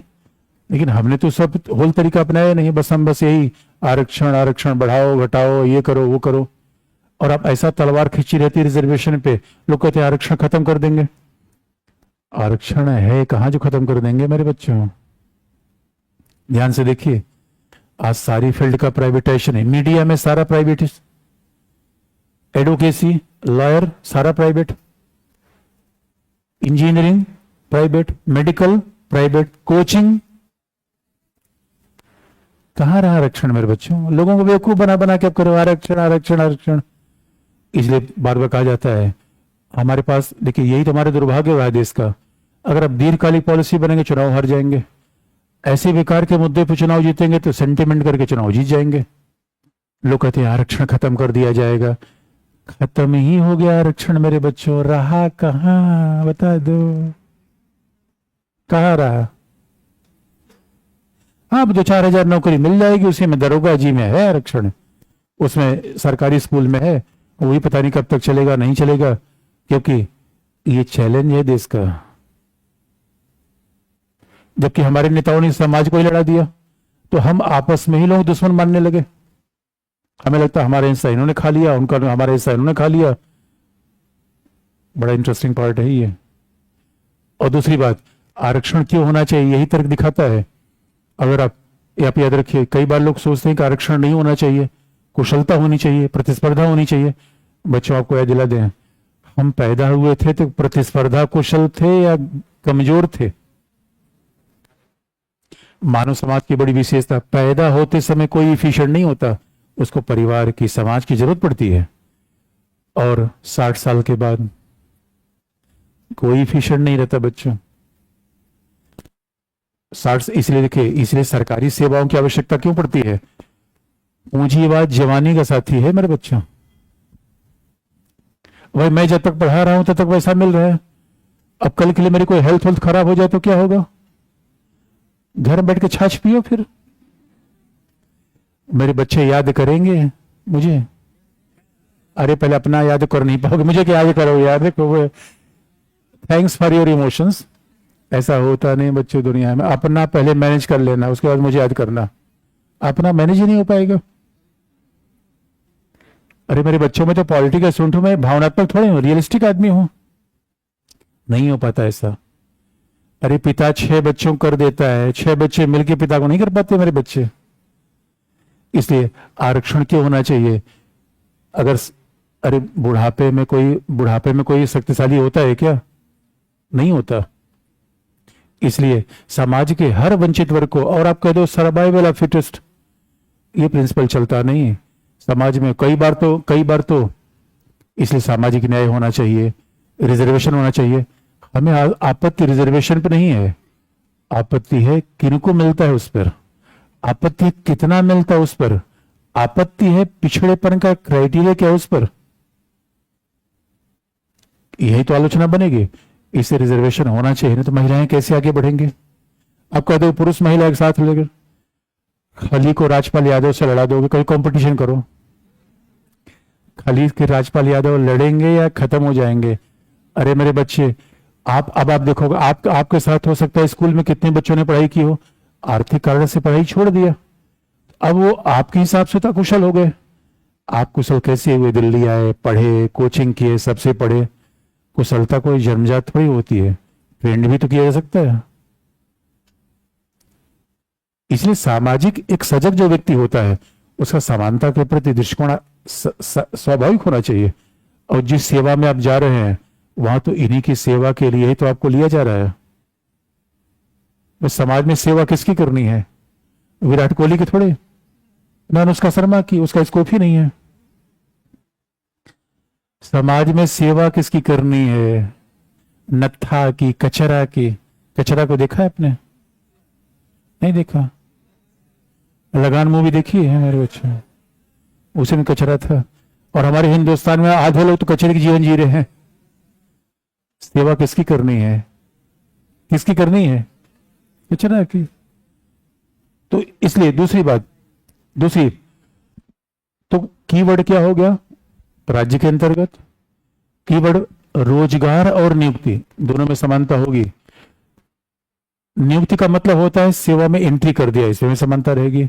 और रोजगार का मतलब है पेंशन, भत्ते, सैलरी, प्रमोशन, इसमें भी समानता होगी। एम्प्लॉयमेंट और अपॉइंटमेंट, भाई अपॉइंटमेंट का मतलब सेवा के अंदर आ गए, अब सेवा के अंदर आ गए तो सुविधाएं मिलेंगी, इसमें भी समानता होगी। लेकिन अवसर की समानता होगी, परिस्थितियों की नहीं। अवसर की समानता होगी और परिणाम की समानता। अच्छा, परिणाम समानता कैसे होती है वे आपको बता दें। ओलंपिक गेम कहां इस बार हो रहा है? ओलंपिक कहां हो रहा है इस बार? अभी हमारी टीम ओलंपिक के लिए जा रही है। कहां हो रहा है ओलंपिक? पेरिस में। अब जरा देखो, एक काम किया जाए, पेरिस में जो खिलाड़ी जाएं खेलने, सबको मेडल मिलना चाहिए। और मेडल एक होना चाहिए, या तो गोल्ड तय कर लो या सिल्वर या ब्रॉन्ज, सबको मेडल एक मिलना चाहिए। इसलिए मेरे बच्चे जो भी फॉर्म यूपीएससी के भर दे उसको नौकरी दे दो। अरे फॉर्म तो भरा, जिसने भी पीटी का सवाल अटेम्प्ट किया, फेल हुआ पास हुआ बेटर नहीं है, जद्दोजहद तो किया पीटी से, 1 साल तो पढ़ा, उसको नौकरी दे दो। ये समानता का पहला आइडिया है। दूसरा, प्रारंभिक स्थिति समान कर दो। सभी का दौड़ने का ट्रैक एक जैसा होगा, समय एक जैसा होगा, जूते एक जैसे होंगे। उसके बाद जो दौड़ जीतेगा उसको मेडल मिलेगा, बाकी सबको खाली हाथ आना पड़ेगा। ये बताओ दोस्तों, पीटी में कुछ लोगों को निकाल दिया गया है, समानता है या असमानता है?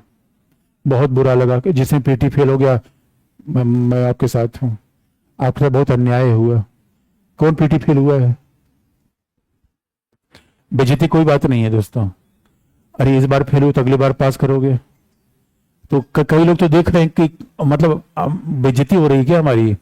नहीं है मेरे बच्चों को। ये जिन जो पीटी फेल हुए मेरे बच्चों, आपके साथ असमानता हुई कि नहीं हुई? सब लोग ऐसा मानते हैं? जो लोग पीटी फेल नहीं हुई, पीटी में फेल हो गए, ओ माय गॉड, तुम्हारे साथ भेदभाव नहीं हुआ? इस एक बात याद रखना, अवसर की समानता का मतलब है हम आपको आरंभिक स्थिति में समानता देंगे। समानता किसकी है? फॉर्म भरने की। समानता किसकी है? एग्जाम देने की। समानता किसकी है? क्वेश्चन पेपर की। समानता टाइमिंग की है। उसके बाद आपको प्रदर्शन करना पड़ेगा। इसलिए आप जानते हैं अवसर की समानता क्या कहलाती है? लिख लो 2-4 लाइन, कि पीटी में कई बार ये अवसर की समानता ही पूछ ले। आगे लिखिए अगला पॉइंट। अवसर की समानता का अभिप्राय,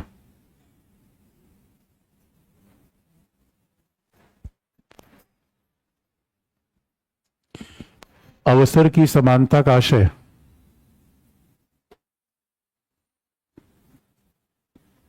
सभी नागरिकों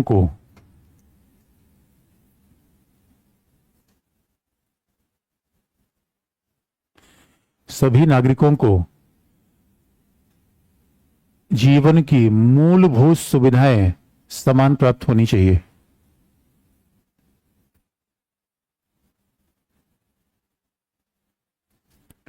सभी नागरिकों को जीवन की मूलभूत सुविधाएं समान प्राप्त होनी चाहिए।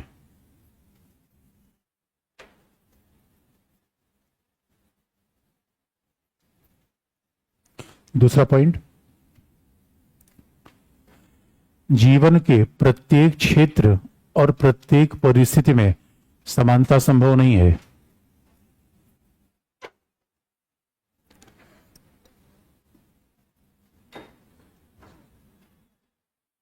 जीवन के प्रत्येक क्षेत्र और प्रत्येक परिस्थिति में समानता संभव नहीं है।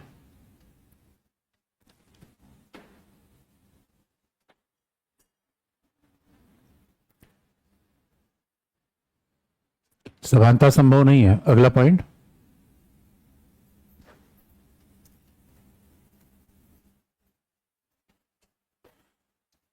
समान अवसर। अगला पॉइंट है समान अवसर। समान अवसर देकर सभी को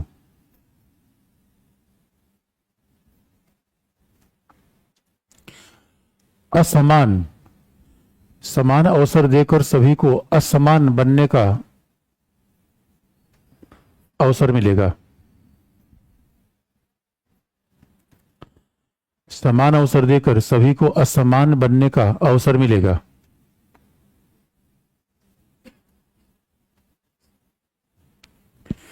अच्छा, इसी बात को फिर याद दिला दे।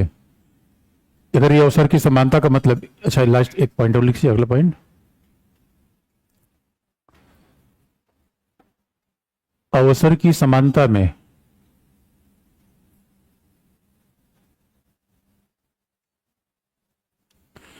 अवसर की समानता में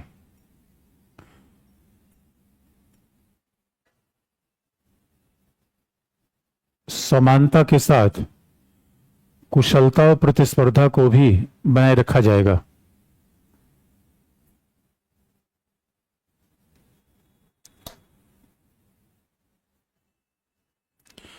अवसर की समानता के साथ अवसर की समानता के साथ कुशलता और प्रतिस्पर्धा भी बनाए रखा जाएगा। कुशलता और प्रतिस्पर्धा, इफिशियंसी और कंपटीशन। इसे कहा भी जाता है, एक बार पीटी में सवाल पूछा गया, क्या समानता कुशलता खिलाफ है? नहीं है। अब देखिए बड़ी सिंपल सी, अवसर की समानता का मतलब क्या है?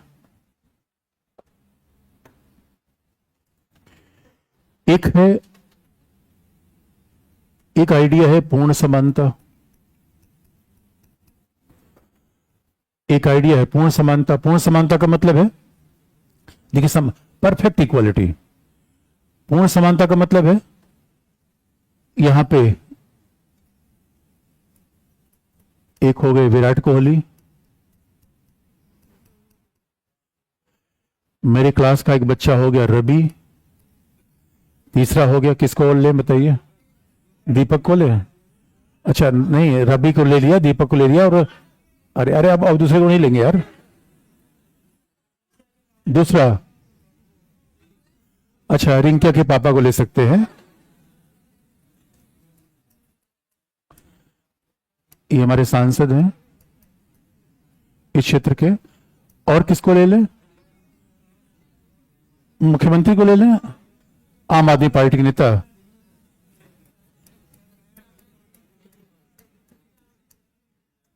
केजरीवाल। अब देखिए पूर्ण समानता का मतलब है इनका घर एक जैसा होना चाहिए, इनका घर, कार, मकान सब एक जैसा होना चाहिए। पूर्ण समानता है, यानी जो कार रवि को मिले वही रिंकिया के पापा को मिले। समानता, कपड़े, मोबाइल, घर, एक समानता होनी चाहिए, पूर्ण समानता। इसलिए आपके मोहल्ले में, अपने मोहल्ले में पूर्ण समानता बना लेना, सबके घर एक जैसे कर देना। गांव में पूर्ण समानता कैसे बनाओगे? गांव में किसके पास कितनी भैंस है बताओ? अब किसी के पास भैंस वगैरह है कि गांव में कि नहीं है? किसी के पास कितनी कितनी जगह है? तो अगर जिसके पास 5-6 भैंस है, किसी के पास नहीं है, तो उसको दे दो। ठीक, कमाल की बात करते हो। पूर्ण समानता कैसे होगी? या तो सभी के पास एक एक भैंस, या किसी के पास कोई भैंस नहीं, ये देखो पूर्ण समानता है। अब अगर मान लो किसी के पास 6 भैंस और किसी के पास एक भैंस, ये विषमता होगी, समानता? पूर्ण समानता का मतलब है अगर गांव में अगर 100 हेक्टेयर जमीन है और लोग हैं 100, एक एक हेक्टेयर सभी को दे दो। पूर्ण समानता, जैसे मर्जी कर लीजिए, ये पूर्ण समानता है। इसी क्लास में कंपटीशन हो रहा है और टेस्ट हुआ, सभी को एक एक पेंसिल दे दिया जाए, बिना सोचे कि कौन टेस्ट में अच्छा किया कौन खराब किया। पहला। दूसरा समाज है बच्चों प्रतिस्पर्धा पर, ये तो पूर्ण समानता है। एक दूसरा समाज हो सकता है जिसमें प्रतिस्पर्धा कुशलता को ध्यान में रखा जाए, और प्रतिस्पर्धा कुशलता का मतलब है जो जितना मेहनती होगा उतनी बड़ी कार से चलेगा, और जिसकी नींद सुबह सुबह नहीं खुल पा रही है वो रिक्शा से चलेगा। इसका सीधा मतलब है, एक बात याद रखिए, पूर्ण समानता में जो वस्तुओं का वितरण बांटा जाएगा तो यहां आवश्यकता को ध्यान रखा जाएगा, क्षमता को नहीं है। यहां किसको ध्यान रखा जाएगा? क्षमता। मैं मुंबई गया, किसी ने कहा कि ये मुकेश अंबानी घर है, 26 मंजिल घर। मैंने कहा अकेले रहते हैं या दौड़ते हैं घर में? 26 मंजिल में कोई अकेले आदमी रहता हो? तो कहा नहीं, इसमें अलग अलग थिएटर है, मतलब किसी कमरे में ऐसा वातावरण है कि वो अलास्का जैसा, किसी में डेजर्ट जैसा। मैंने कहा दैया मुझे भी दिखा दो यार एक बार। मैंने कहा भाई निकलते कैसे होंगे सर? ऊपर हेलीकॉप्टर आता है। और अभी वो एक से लोग हैं बच्चों। अभी नीता अंबानी आई थी वाराणसी में, मतलब कभी कितना 150 करोड़ भगवान भोलेनाथ को देके चली गई, और यहाँ एक भोलेनाथ है जिनके पीछे दुनिया पड़ी हुई है।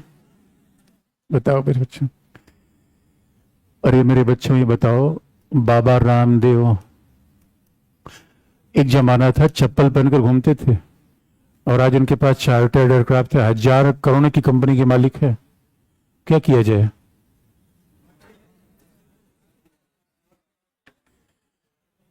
ये क्या है भाई, ये बताओ। बाबा रामदेव इस उम्र में देखो, जहां देखो आप अपना धोती वोती खोल के, उतना फुर्ती तो जवान बच्चों के पास नहीं होगा मेरे बच्चों, जो 50+ में काम कर रहे हैं। तो एक एक दुनिया में देखिए, सीधी सी बात है, जो ज्यादा मेहनत करेगा वो क्या करेगा, उसके पास संपत्ति ज्यादा होनी चाहिए। यानी जितनी प्रतिभा, जितनी क्षमता, उतनी आपके पास संपत्ति ज्यादा। तो कोहली और बाबा रामदेव को यह अधिकार है, बाकी फुक्कड़।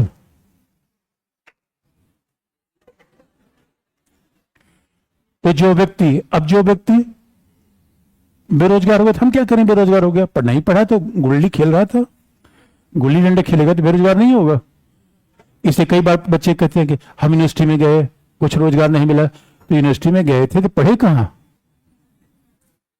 इसलिए मेरे बच्चों, जो गरीब है उसको वो अपने कारण से है, जो अमीर है अपने कारण से है। गरीब को पीछे छोड़ो, और गरीब को देखते देखते सब लोग डूब जाएंगे। ये गरीब हैं, समाज को पीछे खींच रहे हैं दोस्तों। एक आप उपाय करो, सारे गरीबों को झोला भरो, हिंद महासागर में फेंक दो, लफड़ा ही खत्म। एक विचार ये है, ये विचार बड़ा भयानक है या सामान्य है? इसी के बीच का तीसरा रास्ता निकाल लो।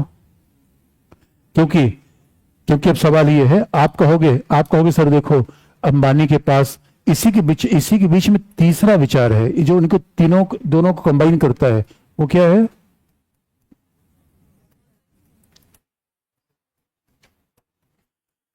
दोस्तों याद रखो, कुछ क्षेत्र में कंपटीशन नहीं होना चाहिए, कुछ चीजें हमें वैसी मिलनी चाहिए। इसलिए अगर अंबानी के पास 26 मंजिल का मकान है, वो चार्टर्ड एयरक्राफ्ट चलते हैं, तो मुझे उससे शिकायत नहीं होनी चाहिए। लेकिन केवल अंबानी के बच्चे ही पढ़ेंगे, हमारे आपके बच्चे ही पढ़े, आपके कहां भी हुए होंगे। इसलिए मेरे बच्चों, ये बताओ, जीवन की मूलभूत सुविधाएं क्या है? मूलभूत सुविधाएं क्या है? मूलभूत सुविधाएं क्या है? मूलभूत सुविधा क्या है? ये सबको एक बराबर बेसिक मिलनी चाहिए। क्या हो गया? क्या? अरे वही तो हेल्थ है मेरे बच्चे, चिकित्सा। अच्छा, अब बताओ, अब और सच मानिए, यही जीवन की मूलभूत सुविधाएं हैं। जीवन के आरंभिक क्षेत्र में सभी के लिए सुविधाएं जैसी होनी चाहिए, उसमें भेदभाव नहीं।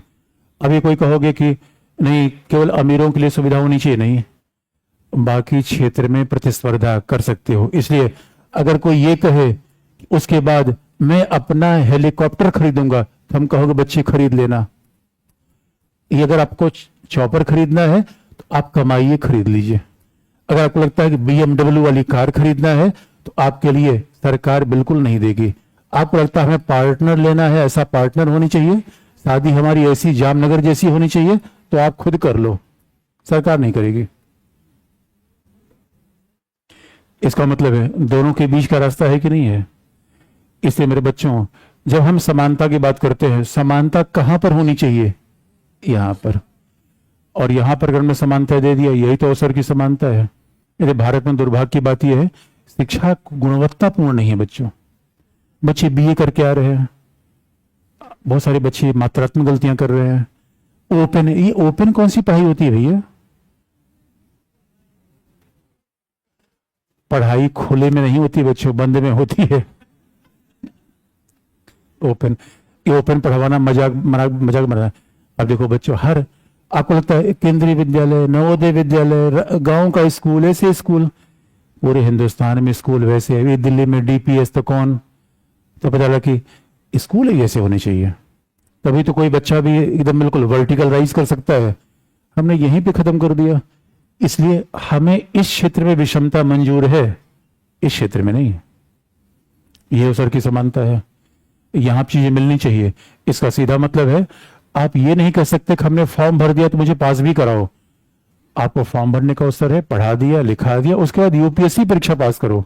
लेकिन आप कहोगे सर इसमें भी लफड़ा है। लफड़ा ये है, हमने सबको शिक्षा दे दिया, स्वास्थ्य दे दिया, आवास दे दिया, भोजन दे दिया, लेकिन इसमें एक बच्चा प्रोफेसर का है, दूसरा बच्चा जनजाति समुदाय का है, ये अंतर कैसे पाट देंगे? इसके लिए आरक्षण ही किया गया है, इसके बावजूद हमें अंतर नहीं पाट पाएंगे। इसे कई बार कहा अवसर की समानता के साथ हमें आरक्षण करना पड़ा। आगे लिख लीजिए क्यों। ये बात स्पष्ट है, अवसर की समानता। क्या लिखा आपने?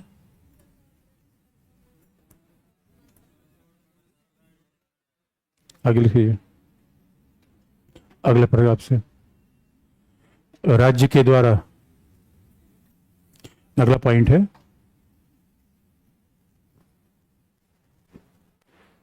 राज्य के द्वारा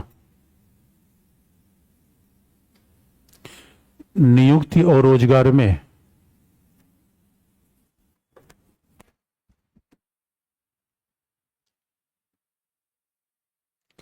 राज्य के द्वारा नियुक्ति और रोजगार में किसी भी नागरिक के साथ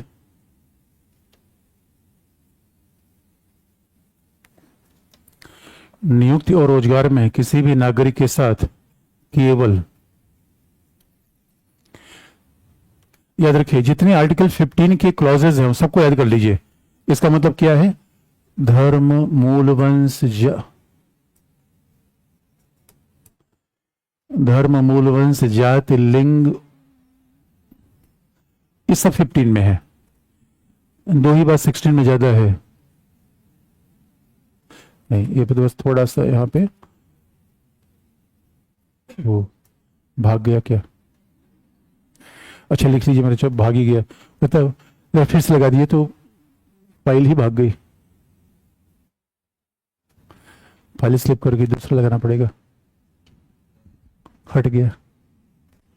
लिख लीजिए तब लिख लीजिए। आप लिखा क्या आपने लिखा?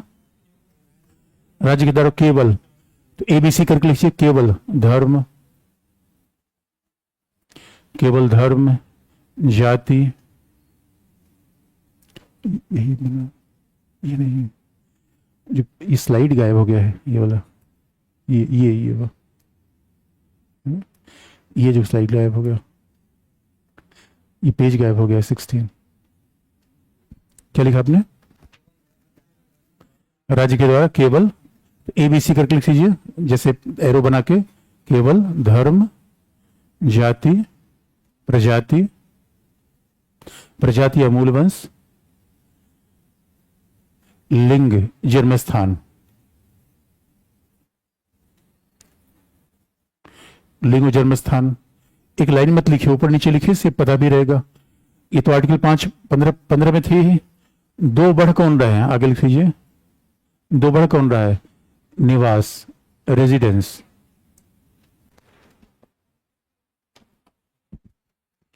निवास, और दूसरा है उद्भव, डिसेंट।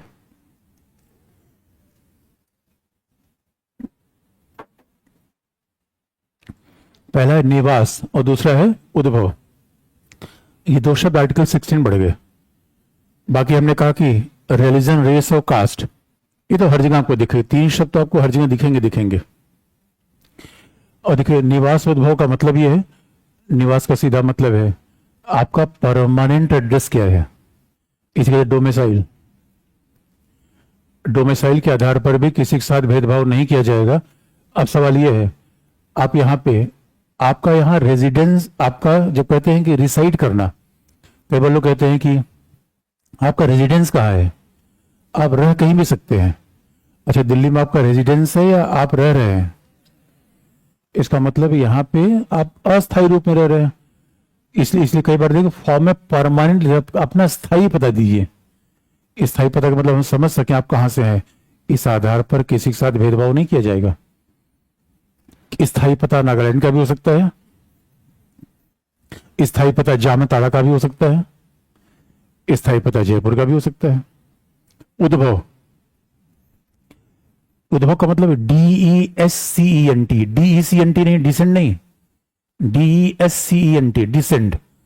उद्भव का मतलब है मेरे वंशज कौन थे। उद्भव का मतलब है कि मेरे माता पिता की नागरिकता क्या थी, वंशज कौन थे। तो भाई सोनिया गांधी का उद्भव कहाँ से, इटालियन है। लेकिन अगर सोनिया गांधी कभी ओपीएससी का फॉर्म भरती, हम मना नहीं करते, भरे नहीं उन्होंने। और भाई राहुल गांधी के माता पिता, मतलब माँ तो राहुल गांधी के कभी ओपीएससी का फॉर्म भरते, तुम कभी नहीं मना करते। उद्भव के आधार पर, यानी माता पिता के वंशज के आधार पे हम किसी के साथ ऐसा भेदभाव नहीं करेंगे, क्योंकि ये भेदभाव अतार्किक माने जाएंगे। लेकिन सवाल है, परीक्षा के अंकों के आधार पे करेंगे या नहीं करेंगे? शारीरिक योग्यता के आधार पे करेंगे। तो ये बात तो है कि केवल का मतलब है केवल इन आधारों पर भेदभाव नहीं किया जाएगा।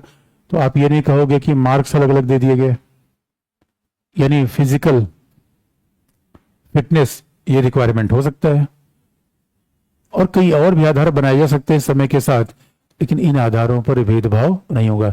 अब ये दो बातें विधि के समक्ष समानता है, यहां पर भेदभाव मना किया गया है। आगे अब जैसे बढ़ेंगे विधि का समान संरक्षण आ जाएगा। आर्टिकल 15 हर जगह दिखेगा, आर्टिकल 14, ये दो बातें कहती हैं किसी प्रकार का भेदभाव नहीं होगा। अगले ही कदम पर भेदभाव हो जाता है। कैसे, आगे लिख लीजिए।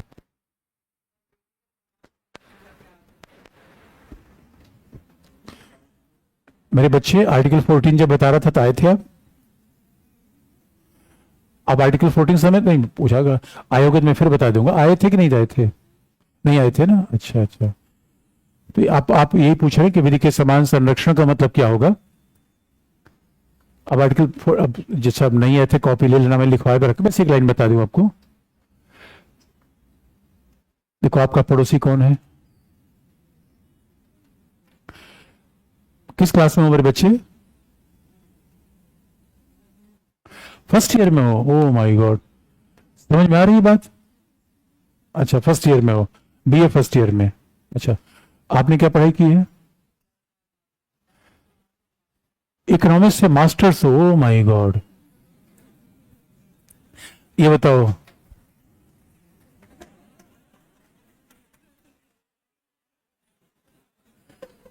अब मेरे बच्चे देखो, वो मेरा बच्चा दुबला पतला छोटा सा बैठा हुआ बच्चा अभी 12th पास करके आया हुआ है, और आपने मास्टर कर रखा है। दोनों मतलब कर रहे हैं, दोनों के साथ एक जैसा व्यवहार किया जाए, या मैंने उस पुत्र को थोड़ा प्रेफरेंस दे दूं? यही विधि का समान संरक्षण है। उसको मैं थोड़ा सा बचा दूंगा, क्योंकि अभी नादान बच्चा है, कुछ गलती कर जाए तो डांटना मत उसको। आपके साथ जो ट्रीटमेंट होगा उसके साथ नहीं होगा। और इधर चले आओ, इधर तो विलुप्तप्राय प्राणी है आप। अच्छा, आप और इनके बीच में, लड़कियों के बीच में, आपके बीच में किसको संरक्षण चाहिए, आपको या इधर? इधर चाहिए। इसलिए मेरे बच्चों, इनके उत्थान के लिए मैं कुछ अलग विधि बना लूं, इजाजत दे रहे हो? नारी शक्ति बंधन अधिनियम क्या है? नारी शक्ति बंधन अधिनियम क्या है? विधि का समान संरक्षण। घरेलू हिंसा निवारक अधिनियम क्या है? विधि का समान संरक्षण। इसलिए महिलाओं को रिजर्वेशन दिया, नारी शक्ति बंधन अधिनियम दिया, और यहां तक कि अगर महिला कोई बैंक अकाउंट खोल दे उसको इंटरेस्ट भी ज्यादा मिलता है। संरक्षण, यही बात हम बता रखे। आगे लिख लीजिए। कर दिया?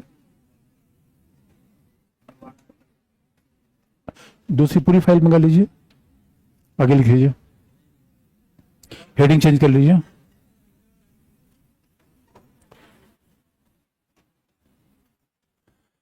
राज्य के अंतर्गत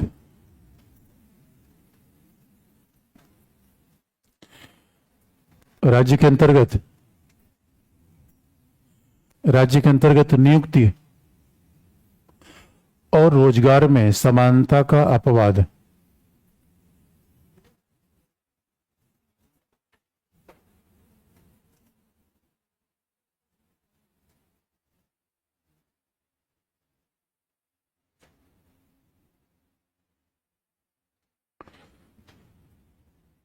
नियुक्ति और रोजगार में समानता का अपवाद। समानता का अपवाद, एक्सेप्शन, पहला पॉइंट। अच्छा, खास बात है, हमने तो आपको भेदभाव बताया, सामाजिक, शैक्षिक, एक बड़ा इंटरेस्टिंग बात है कि हमारे संविधान निर्माताओं ने एक ऐसा भेदभाव बना रखा है जिसपे लोगों को ध्यान कम जाता है। और आप देखोगे समय के साथ एक एक जमाना, देखिए एक समाज हमारा कितना आगे बढ़ रहा है। एक जमाना था जो व्यक्ति शारीरिक रूप में थोड़ा सा अक्षम होता था, लोग उसके साथ बड़े अमानवीय व्यवहार करते थे। आज बिल्कुल उल्टा है। ये चीजें हमारे संविधान निर्माता नहीं लिख पाए, इसका मतलब शारीरिक अक्षमता सबसे बड़ा पिछड़ापन होता है। हमारे संविधान में शारीरिक अक्षमता को पिछड़ापन के रूप में नहीं दिखाया गया। और अभी आप देखोगे कि लॉ में, व्यवहारिक रूप में जो भी फिजिकली चैलेंज लोग होते हैं, पहले तो हम लोग विकलांग कहते थे, अब ऐसा नहीं, फिजिकली चैलेंज, तो उनके साथ भी हमने न्याय किया। यानी कई बार संविधान भी समय के साथ बदलता रहता है। दूसरी बात, लेकिन संविधान हमारा जो एक पिछड़ेपन की बात करता है जिसपे बहुत हम कम ध्यान देते हैं, पिछड़ापन क्षेत्रीय भी होता है। अब किसी क्षेत्र विशेष में, और भारत में तो आप देखोगे जब भारत में अंग्रेजी शासन आया था तो अंग्रेजी शासन का प्रभाव भारत के बहुत कुछ पॉकेट में था, जैसे कि मद्रास, मुंबई, जहां जहां अंग्रेजों का शासन था, जो कोस्टल एरिया थे, जहां व्यवसाय का क्षेत्र था, वहां आगे बढ़ गया। आप महाराष्ट्र में देखोगे तो कई ऐसे क्षेत्र हैं जहां शेडो एरिया है, जहां बरसात होती ही नहीं, पिछड़ापन है। इसका मतलब है जब आप चले जाओ बस्तर, बस्तर का एरिया है, इधर महाराष्ट्र में गढ़चिरौली, ऐसे पिछड़े क्षेत्रों से आने वाले व्यक्ति को क्या कोई विशेष प्रेफरेंस देना चाहिए, नहीं देना चाहिए? ये बड़ी इंटरेस्टिंग बात। इसे कहते हैं क्षेत्रवाद। देखो, क्षेत्रवाद अलगाववाद नहीं है। क्षेत्र विशेष के लोगों की परिस्थिति के हिसाब से न हम केवल उनकी कल्चर, भाषा को रिकॉग्नाइज करते हैं, बल्कि सेवाओं में भी उन्हें प्राथमिकता दी जा सकती है। तो अब यहां से हमारा भेदभाव शुरू हो गया। और क्षेत्रवाद की बड़ी इंटरेस्टिंग बात है भारत में, अब क्षेत्रीय विषमता तो रही है। आपने आजकल देखा होगा लद्दाख के लोग यही तो कह रहे हैं कि भाई यूटी बन जाने से हमारे सारे रोजगार खत्म हो जाएंगे, बाहर के लोग आएंगे, हमारी जमीन ले लेंगे। ये पिछड़े क्षेत्रों के लोगों को ऐसा भय लगता है। इसका सबसे पहला एग्जाम्पल आया था हमारे आसाम। आसाम में सारे बिजनेस पे बंगालियों का नियंत्रण था। बंगाली बहुत पढ़े लिखे थे। कोलकाता पहली राजधानी थी। अब कोलकाता पहली राजधानी थी, बंगाली बड़े पढ़े लिखे थे, तो सारे चाय बागान पर, टी प्लांटेशन इंडस्ट्री पर कंट्रोल था बंगालियों का। अब असम में पॉलिटिक्स कैसी हो गई? असम में एक नारा दिया गया कि बंगाली और कोबरा में अगर दोनों को एक साथ दिख जाए, पहले बंगाली मारो। है वैसे विरोधाभासी बात, ऐसा होना नहीं चाहिए। एक बात याद रखिए, कई बार इस पॉलिटिक्स ने देश का नुकसान कर दिया। भाई कहीं उद्यमी है तो उद्यम रहेगा, सबके लिए फायदा होगा। अब उद्यमी भाग जाएगा तो नुकसान हो जाएगा। लेकिन अब सेंटिमेंट पे, पॉलिटिक्स सेंटिमेंट पे चलती है। महाराष्ट्र में ऐसी बात कही गई। महाराष्ट्र में शिवसेना का अगर ओरिजिन आप देखोगे, शिवसेना का ओरिजिन वहां से आता है बाला साहब ठाकरे। बाला साहब ठाकरे ने पहला नारा दिया था, दक्षिण भारतीय लोग मुंबई में नहीं रहने चाहिए। क्योंकि अभी तो आप देखोगे मारवाड़ियों का मुंबई के बिजनेस पे कंट्रोल है। ये पहले सारे मारवाड़ी कोलकाता में थे, लेकिन कोलकाता में ऐसा समाजवाद आया कि सब छोड़ छाड़ के भाग गए। आगे संघवाद बता देंगे कि हमारे भारत में राज्यों कैसे डिक्लाइन हुआ है, कैसे उत्थान हुआ है। बड़ी इंटरेस्टिंग कहानी है। तो महाराष्ट्र में जब शिवसेना आई तो शिवसेना का नारा क्या था? लुंगी भगाओ पुंगी बजाओ। तो लुंगी कौन पहनता था? दक्षिण भारतीय। यानी पूरा पॉलिटिक्स ही दक्षिण भारत खिलाफ चली गई। बाद में शिफ्ट हो गई यूपी बिहार खिलाफ। ये क्षेत्रवाद की बात है। लेकिन संविधान क्या कहता है, लिख लीजिए पहला पॉइंट।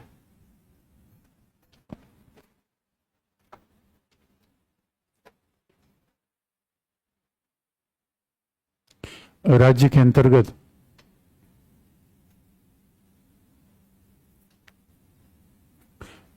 अंतर्गत नियुक्ति और रोजगार में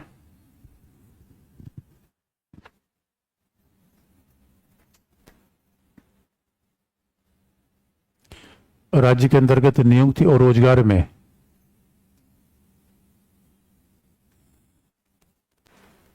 किसी राज्य में रहने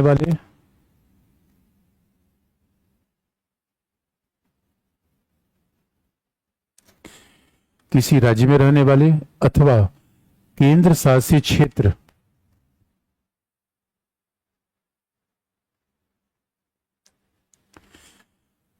केंद्र शासित क्षेत्र की सेवाओं में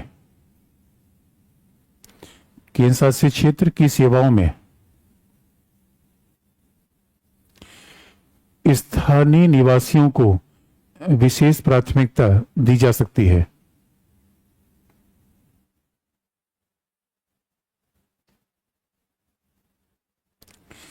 स्थानीय निवासियों को विशेष प्राथमिकता दी जा सकती है, लेकिन इसके लिए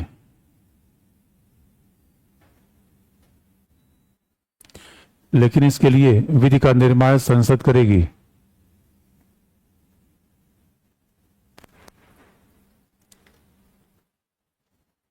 लेकिन इसके लिए विधि का निर्माण संसद करेगी। राज्य विधानसभाओं को यह शक्ति नहीं है।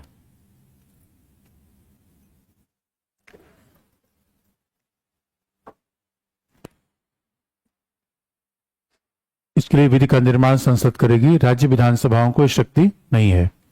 ब्रैकेट में आर्टिकल 16 क्लॉज 3,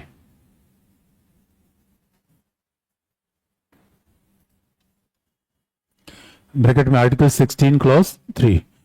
अब आप देखिए यही क्षेत्रवाद का आधार है, यानी इसका मतलब है, अब इसका मतलब है राज्य के द्वारा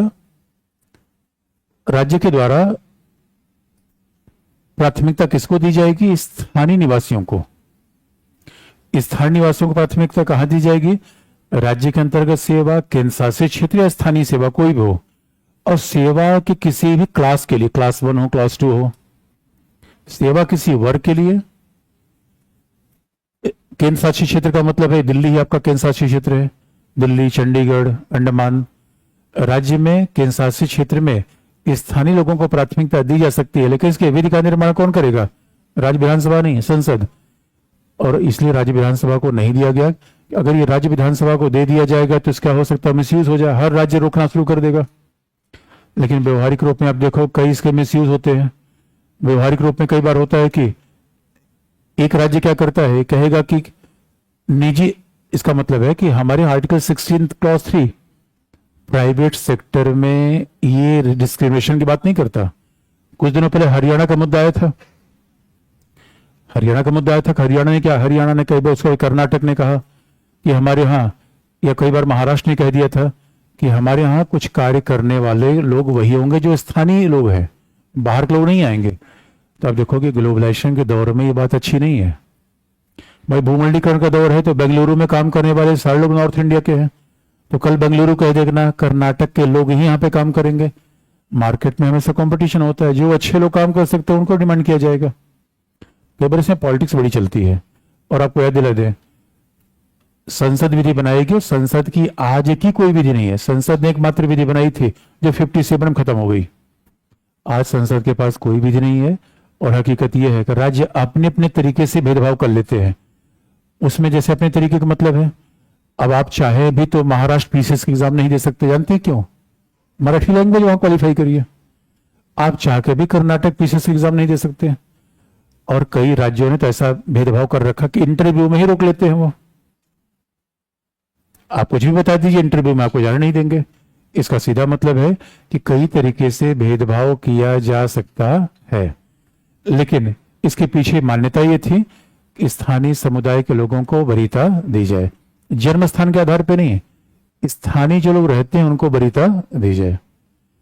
अब अगली बात जो हम सबसे विवाद का विषय करेंगे, हेडिंग लिखिए, सबसे विवाद का विषय आरक्षण। अगला हेडिंग, सेवाओं में आरक्षण।